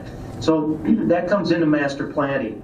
You want to continue to operate a work release center in your jail, or do you want to advance that, use technology, and go towards a home confinement program? Generally less expensive, but you're going to have a different kind of expense. You're going to have to staff that program. You also have these space needs for sheriff administration, patrol, investigation. You might have community service division, canine. Your sheriff administration space is very cramped there. You don't have room to advance much of any kinds of new initiatives for law enforcement because you don't have the space. An emergency operations center, you could probably use some improvements in that kind of physical setting. Obviously the courtrooms themselves, court administration, county attorney, victim services, public defender, probation, all of these should remain on your campus. They need to be considered in your space programming and your remodeling for office space in those buildings that are going to continue to serve your county. Now, how do you get to that? Again, the real foundation for a master plan is you have to start with this architectural space program. When you complete that, it's going to define the true space needs for all of these identified agencies that are going to occupy the site. It's going to assist you in setting what are your space priorities. It's going to develop your capital investment budgets and your timelines for each of these campus components. You have a campus that operates and functions every day and needs to continue to do that. You can't take those out of service while you are redoing or remodeling or adapting for the future. You need to engage in a phased plan approach where remodeling is going to occur at certain steps of the way, that your operations don't get stalled or stopped.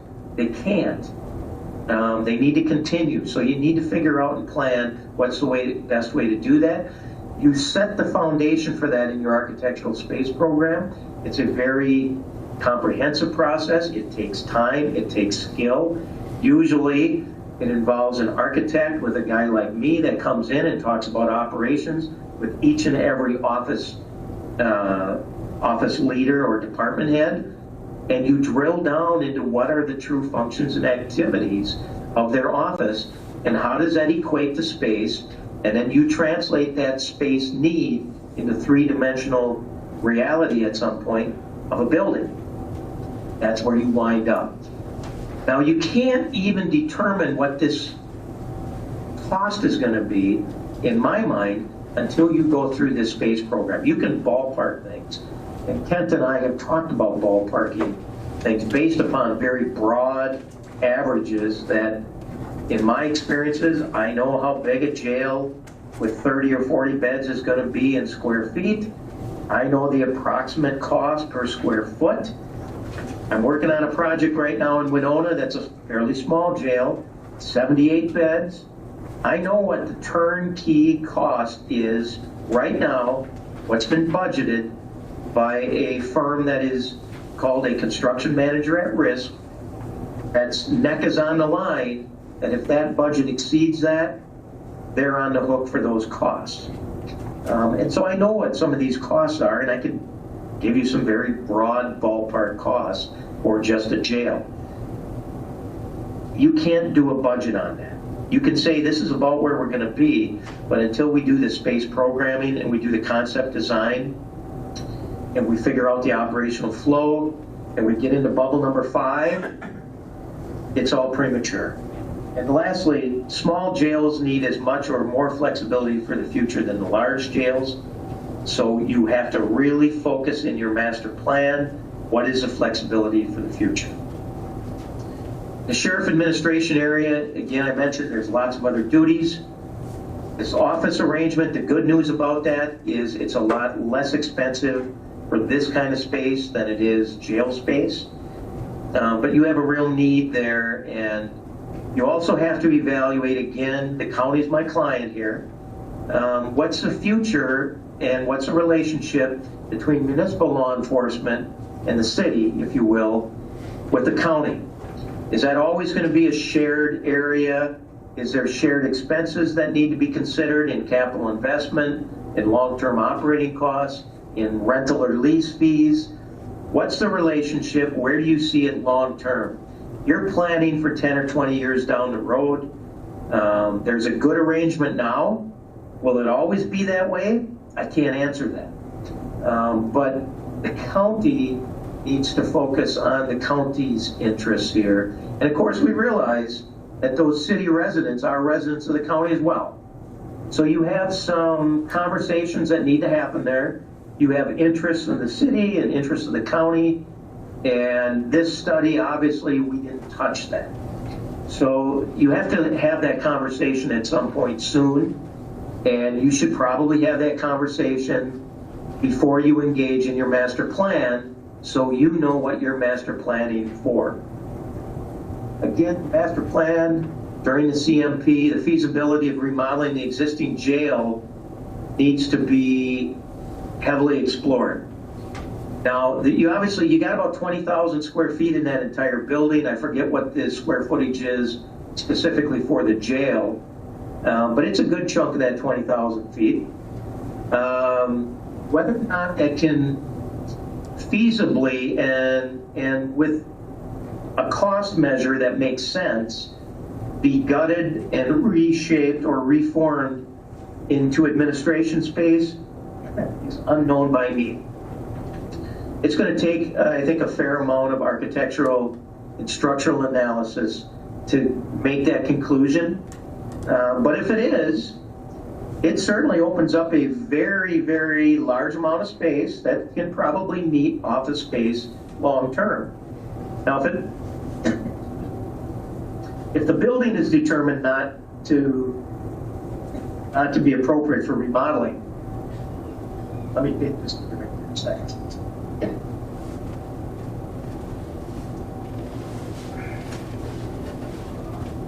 Thank you. That's going to be determined by engineers. So there is some concern that building might be sinking. I think it needs to be examined. But if it can be reused, you're going to offer up a lot of space there for the future.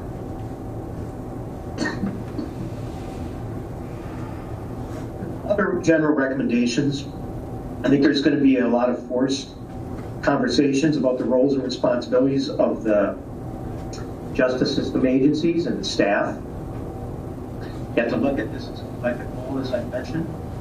I think another one of your challenges for you as a county board is to look at what's the relationship between 911 and central control. How do you want to address those things going forward? Best practice to me is those should be separate entities, staffed separately. They both have significant responsibilities, and they both are all about managing risks and liability and emergency situations. And if I was giving you a recommendations, I would say split those two functions up into different environments. I think you want to look at what's your long-term plans for investment in programs, both offenders and victims. There'll be conversations about and between defense attorneys and prosecution and the judges and district court admin about what's the best way to process cases through, what are protocols that might be established by CJCC, and what are the expectations for the future, because operations drive facility design. Until you really define your operations and agree towards some parameters and protocols for that in the future, your facility can't be designed appropriately and most efficiently. So the whole operations need to be a focus of these next steps. Invest in this comprehensive master plan with a strong emphasis on that architectural space program. It's a critical first step in this comprehensive master plan, and it's going to guide your decisions towards how much space do you have that's available for remodeling and how much new construction has to happen. So that is really a critical piece.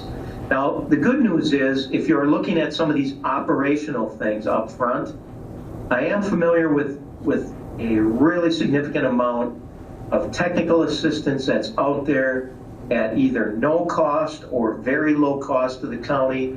There are other grant-funded opportunities and offerings that are out there, and it will help you gain traction towards identifying some of these operational needs. That can be going on while you are engaged in this master planning process, because the two things have to go hand in glove.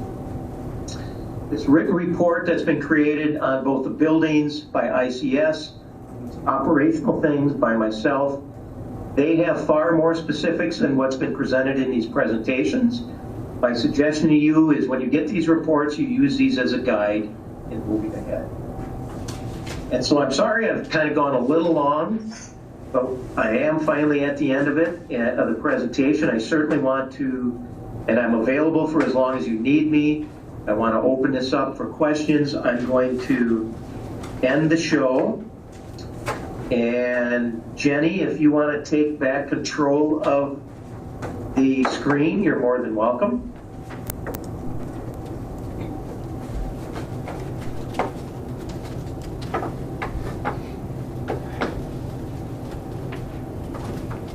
And we can open this up to any questions, comments, or conversation that you may have.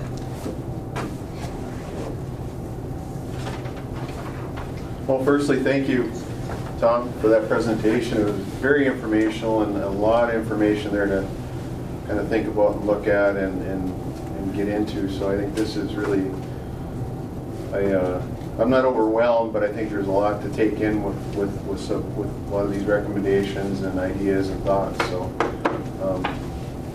definitely open the floor to questions or comments.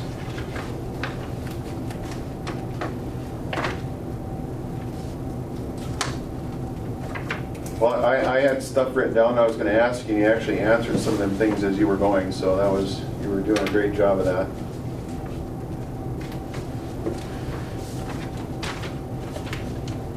Well, I have the benefit of doing this pretty regularly. In fact, I did it last week in Lee County, Mississippi, and they had a cartoon artist in the gallery at the time who happened to sketch up a caricature of me presenting the county board down there. And it's one I'm going to really get blow up and frame, because they captured all of my my physical feature highlights in an exaggerated fashion. So I hope there's nobody there doing the same work today. Did they get the expression of the commissioners after you told them, or? And you know, certainly the presentation's not meant to scare anybody. It's you know, I'm hoping that you feel a little more comfortable with the process, the early information that's here. This doesn't really give you a lot of answers, but it gives you the next step, and it gives you kind of an idea on, I know you guys have not probably been through this process before. I've been through it, honestly, hundreds of times. And I think I've learned from many, many experiences like this that it's going to take you a while. This is not, you're in a marathon here, you're not in a sprint. A capital improvement plan is all about looking to the future and trying to establish some means to reach your vision and goals. And this process that I lay out to you, it's logical, it's sensible, it's going to take time, and it's going to take the investment of a lot of time and some money to get to where you want to be. But when you get to that end bubble that I talked about, you're going to feel like you've done your due diligence, that you've respected the input and the feelings and values in your community, of the taxpayers, of the people that are using that space, the workers, the staff, the offenders, the victims, everybody that's involved with that. When you do this comprehensive master plan and you're prepared to bring a recommendation for a building, if you go through those steps I've laid out, you're going to feel very confident in your position. And a lot of jurisdictions don't do that, and that's where they struggle with coming up with a capital improvement plan.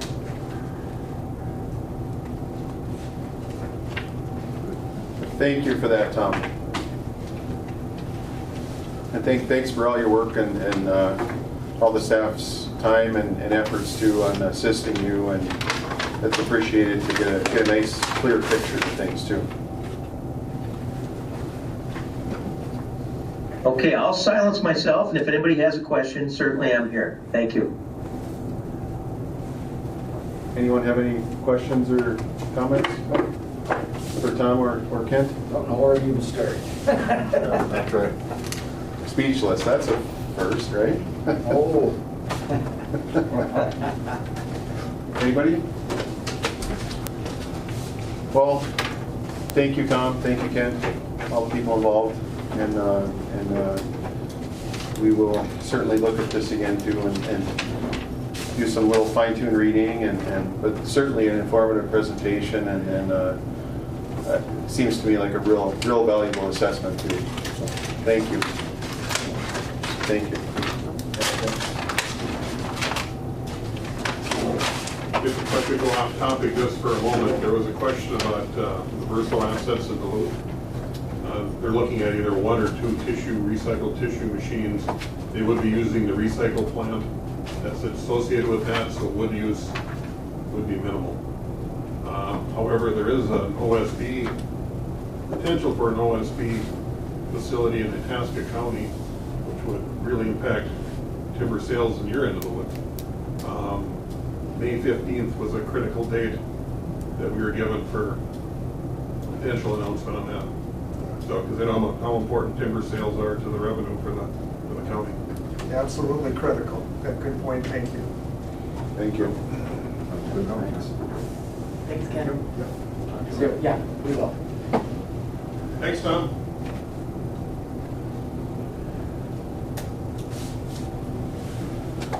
Great. I feel like we almost need a break after that. Are we okay to do the highway business? I think this last item. All right. Yeah, let's wrap it. Okay. We have an update from District 1 and ARDC. Yep. Okay. Is Russell on still? I imagine he is. There he is. Yes. I know that guy. Can you see me or hear me? Yes. Yeah, we can hear you good. Okay, good. My screen just says waiting for others to join. So as long as you can hear me, that is great. Let's start with some introductions today. We have a few people on the line from myself from ARDC and then folks from MnDOT as well. So my name is Russell Haberman. I'm a senior planner at ARDC Planning, which is a division of the Arrowhead Regional Development Commission. And he's a good guy. I throw in a point for you there. Good afternoon, everybody. I'm Brian Anderson. I'm planner with MnDOT in Duluth. Good morning, commissioners and everyone. Could someone confirm if my audio is working okay? Loud and clear. I see Russell nodding. That must mean you can hear me. My position is district state aid engineer.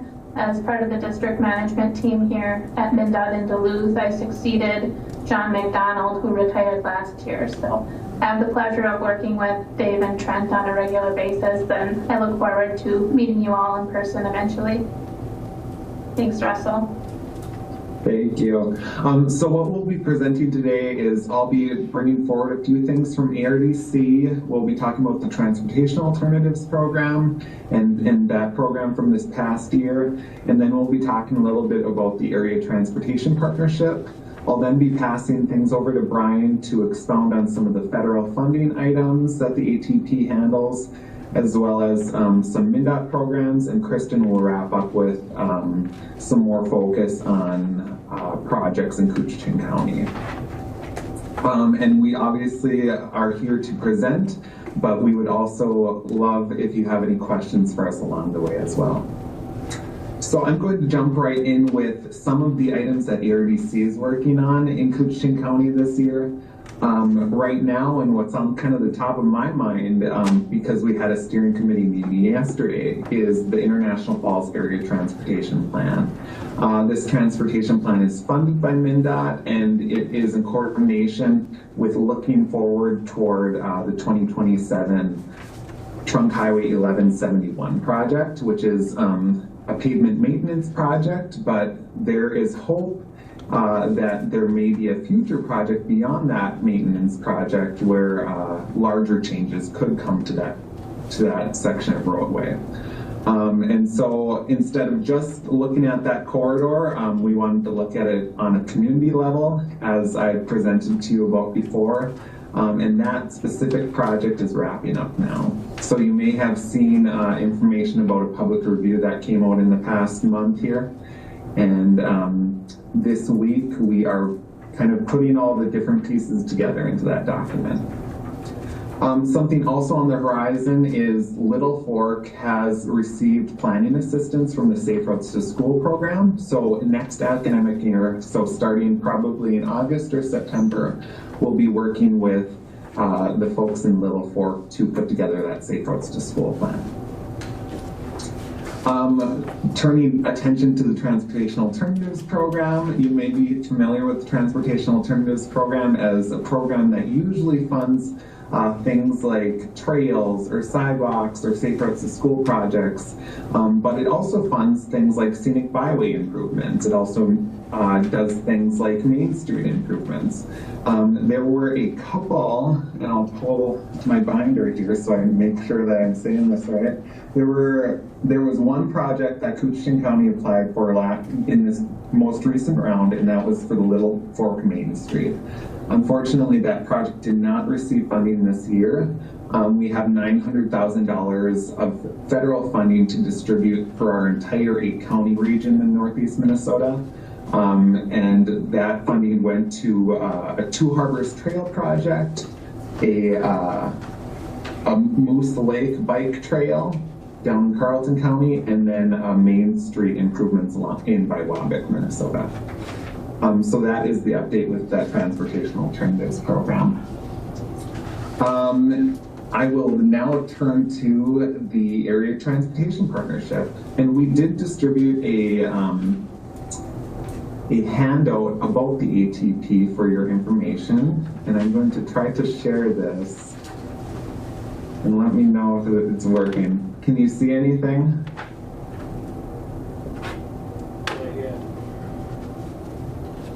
I'm going to take that as a no. But as long as you can hear me, I'm going to run through this.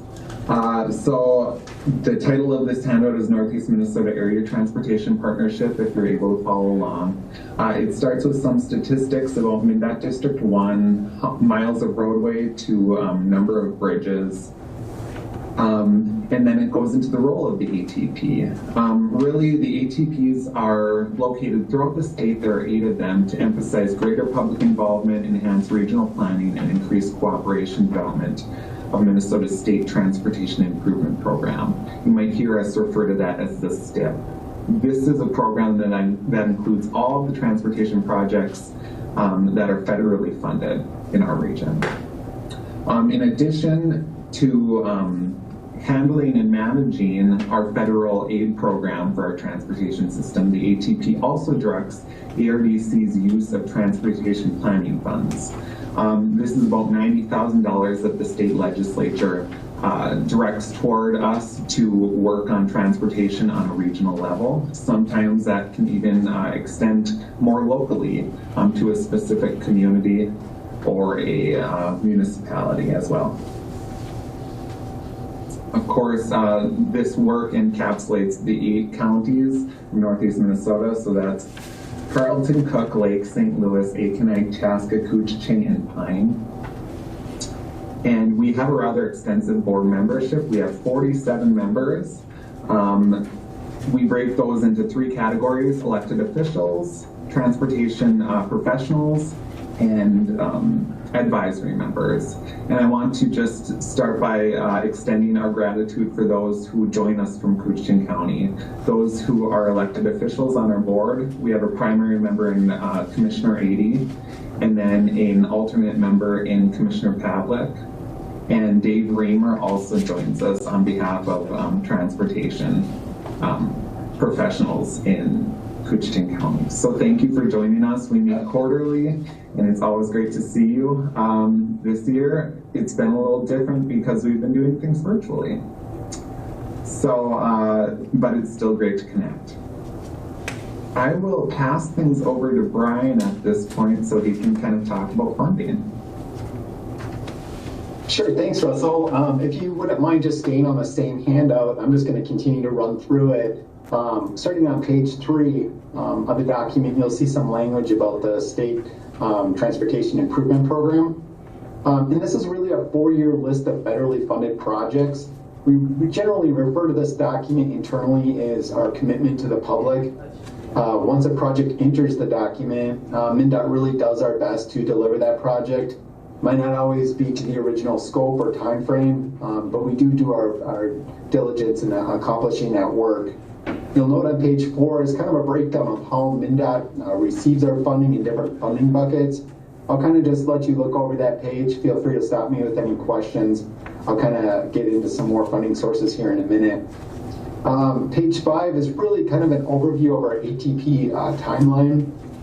We do solicit for approximately $10 million of local projects each fall, and we work through the vetting of those projects and adopting those projects into our program. We're now at a point where we're getting feedback from the public on our draft 22 through 25 program, and the process generally finishes up then in September, October with the approval from the STIP by the Federal Highways Administration. Page 6 of that document is an overview of the funds that come to our district. We are currently bringing our 25 program into our 4-year program. So for fiscal year 25, MnDOT is expected to receive approximately $71 million, which is a mix of about 34 federal funds and about 34 million in state funds. On the local side, we'll provide 10 million in funding to local projects. And how that really breaks down is we spend about 2.96 million in the Duluth MPO area for road and bridges, and then about 4.44 million for road and bridge projects outside of the Duluth area. We do also have approximately 1.7 million for safety projects, and then about 900,000 for transportation alternatives projects, which Russell just talked about. Is there any questions on the handout that you have in front of you? Okay, well, if not, there was also a map attached to the handout packet. It's a map of Koochiching County and all the federal projects that we do have going on between 22 and 25. There are 3 federal projects currently. And I'm just going to briefly run through the MnDOT ones, and then Kristen will touch base on the local projects. But in fiscal year 22, we just have a follow-up landscaping project on Trunk Highway 53 in International Falls to the reconstruction work that's occurring last summer and this summer, phase 2. So that'll just be a $280,000 landscaping project that will finish that project up. And then project number 30 listed there is on Trunk Highway 65. It's a resurfacing project. It's an $11 million resurfacing project, so it's a fairly large dollar amount project for our district. And then just north of that red line on 65, this summer, we'll actually be carrying that red line all the way up to Trunk Highway 71. So all of 65 over the course of 21 and 22 will be resurfaced over the next 2 years here. So that'll be a really nice highway here in the future. So those are some of the projects that we have coming up in Koochiching County. Russell did mention we are working on that transportation plan in International Falls. Hopefully programming a project in 27 on Trunk Highway 11 through International Falls. Everything's not set in stone with that project, but we did want to get ahead of it with some visioning and so forth. So it was great to partner with ARDC to accomplish that transportation plan. Is there any questions on the MnDOT aspect of the program? And if not, I will turn it over to Kristen, and Kristen, you could run through the local program.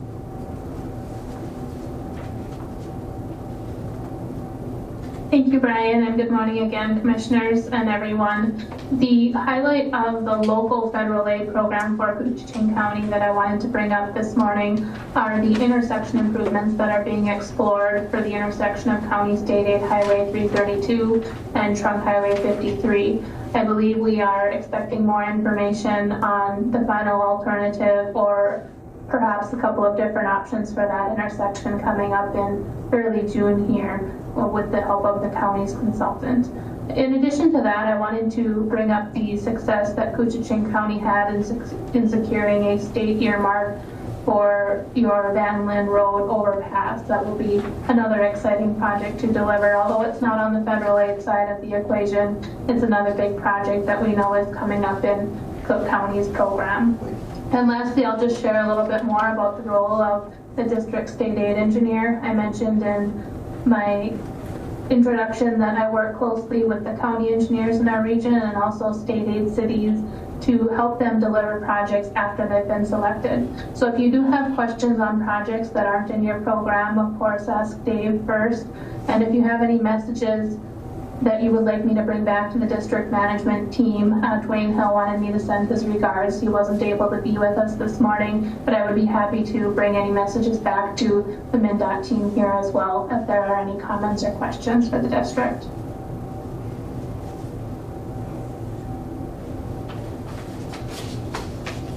Pretty quiet group here.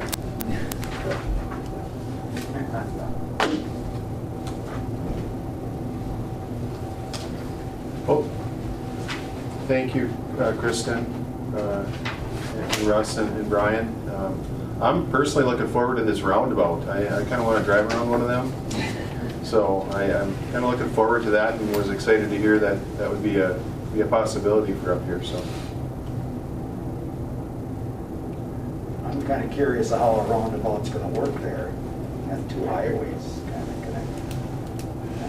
That would be interesting. Hope it works. anyone have any questions for our group? Jason's looking forward to the roundabout. I'm looking forward to the overpass on the Van Linn Road. I've been working on that for about 15 years, so. What time is that?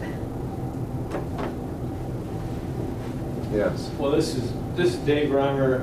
Kristen and her group are a lot of help to us, especially probably to me. Yes, we've got a number of projects going on. The Van Linn Road is probably the biggest, and that is a 2022-2023 project. It will be a 2-year project, and we're in the midst of that. The other projects, and I just think it follows suits. It's the next year. It's a 2024 project, possibly, and that is the roundabout. And where we're at right now is we're finishing up the intersection control evaluation, and that should be finished up here, like Kristen indicated, probably in the next 2 to 3 weeks, and then we'll probably we're expecting to have a public meeting on it, because I know there are some negative feelings about roundabouts. And we just want to get all those issues out in the air. Yep. That's all I have to say. Yeah, at least the feedback I'm getting is from truckers generally, and they're very interested in how it's going to affect them, so. But I mean, that's all part of the process. And it's a big roundabout. Yeah. That's what I've seen now. So Almost has to be, yeah. the sticker price might go up a little bit. Actually, Dave, on that email you sent out the other day, I had a couple questions. I didn't get back to you last night. I'll try to reach you later on a couple of the maps and photos in there.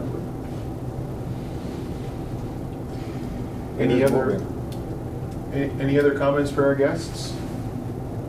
With roundabouts, is there any, generally any problems with oversized loads at all?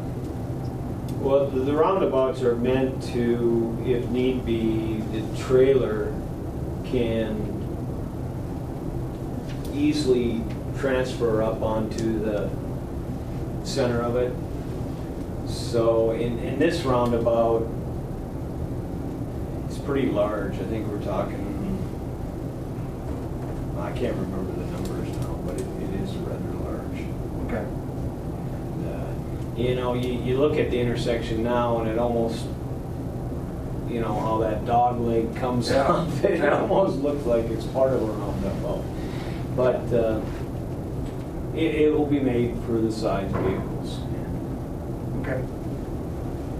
Thank you. And there's other alternatives they're looking in this intersection evaluation. And because it's on a MnDOT roadway, I mean, we have to complete this intersection control evaluations. Ultimately, there was safety concerns. That's kind of what kind of fueled this a little bit. Yeah, we've been very lucky that there hasn't been major accidents out there, a lot of them. There's been a couple, but they've been it's pretty low for accidents. It's just that when you see the videos and see how people are going through that intersection, you wonder what the heck's going on. Almost every one of them rolls through the stop sign when coming from the west going east on 332, and these are primarily long timber trucks, and they're rolling through, and I believe they feel they have to get across the intersection before another vehicle comes down it. So that's the focus of it. And we're working with the timber producers. Wayne's also on the ICE evaluation, welcoming in his input from his past experience being a logger, and then Ray Higgins, who is president of the timber producers. I'm trying to get them involved as much as I can. And you are right, Kevin. There's been a lot of questions on trucks on roundabouts. And this roundabout is definitely going to be bigger. The fact that the long loads of wood coming in, the ones coming from the south is only a quarter of the roundabout. The ones coming from the west is only half a roundabout, so they didn't have to go all the way around with these tails, which I'm sure is, you know, is a plus too. But yeah, there's been a lot of work and a lot of effort put into doing that. You know, I think most of the roundabouts you go into are 10, 15 mile an hour roundabouts. This one I think is 20. So you can imagine how, and it's made for the bigger vehicles, and it's probably because it's on Highway 53 wide, so And a lot of roundabouts, when they were first put in, especially if you go to Bemidji, there's a couple going in there that were made too small, and they are a problem, but because of the space, like Dave said with this, there's a lot of work going into this. Hopefully it'll, because there is no way that you can pull up that stop sign with a load of wood and take off and get through that intersection before the cars. You know, it's only 20 seconds or something like that. That's pretty good. So, Yeah, it's tough to get going. yes, it is.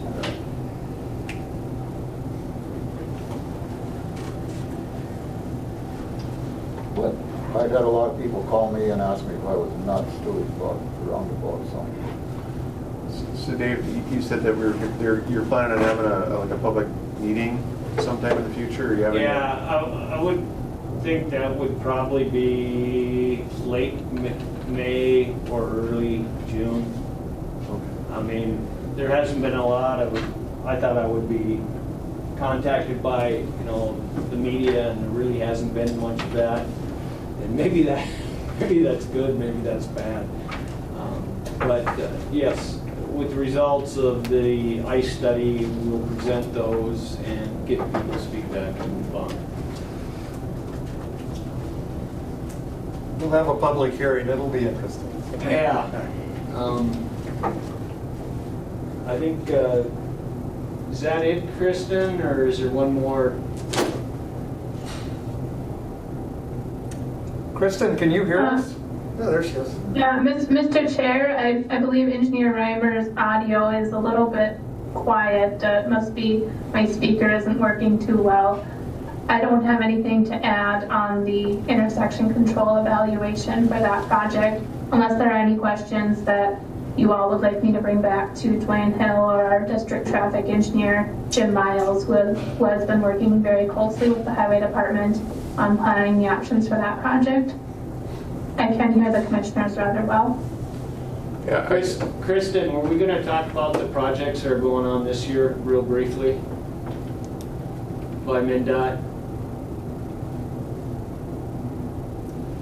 Could you hear that, Kristen? I'm sorry I missed that question. I apologize. It was from, this is Wade, it was from Dave Reimer, and what he was wondering is if you could give a little overview on any of the projects that'll be coming up this summer. Commissioner, I would ask our district planner, Brian, to help me with that one as to which projects are in the 2021 program, or if Brian has any new information on International Falls. If not, we will certainly get back to you. Yeah, I can briefly review what we have coming up here in 2021, this construction season this summer. Just pulling that map up right now. It looks like we have a signage project scheduled this summer from International Falls East on Trunk Highway 11. It's a smaller project. We also have the second phase of the reconstruct on Trunk Highway 53 in the International Falls area. And then we do have the work on 65 that I mentioned earlier from 71 down 65. So those are the three projects that we have working on this summer in Koochiching County. On 65, there will be temporarily lane closures as they resurface 65, then south of 71. That will impact that. And obviously there'll be detours and so forth in the International Falls area. We do have a public meeting scheduled on May 4th in the evening. You'll see it in the press here. We're doing some press releases related to that second phase of the reconstructed International Falls. So the public can tune in and catch up and get more details on the second phase of that reconstruct.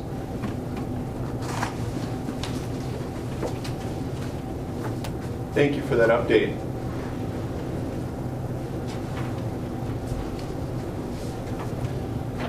They're really having trouble hearing from us. Yeah, I'm trying to speak into the speaker. Do you have anything else for us?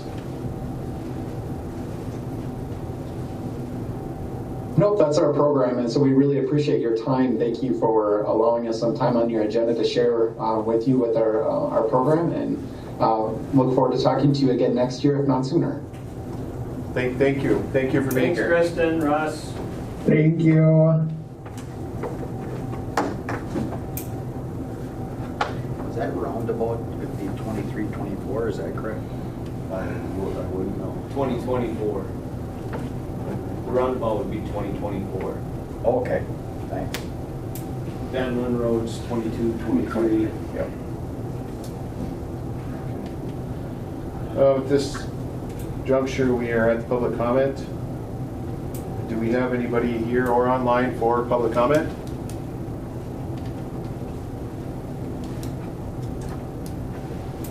No public comment. I will accept a motion to adjourn. I'll make a motion to adjourn, but I do have one compliment or tidbit to put in. I was watching the news last night. Minnesota will not lose a congressman. Yep. And we have to thank the census people for this, because do you know how many votes separated us from losing it? 78 votes. 90, So- 89. Was it 79? 89. Or 89? Okay. Wow. Anyhow, it was that close. If the census people wouldn't have gone out and worked that hard, we would be losing one of our federal representatives. Mr. Huber. Yeah, so, okay, with that, I move to adjourn. Thank you, Commissioner Stoy. Second, Mr. Chair. Thank you, Commissioner Pavlik. All those in favor of adjourn? Aye. Aye. And opposed? And motion carries. Thanks, everyone.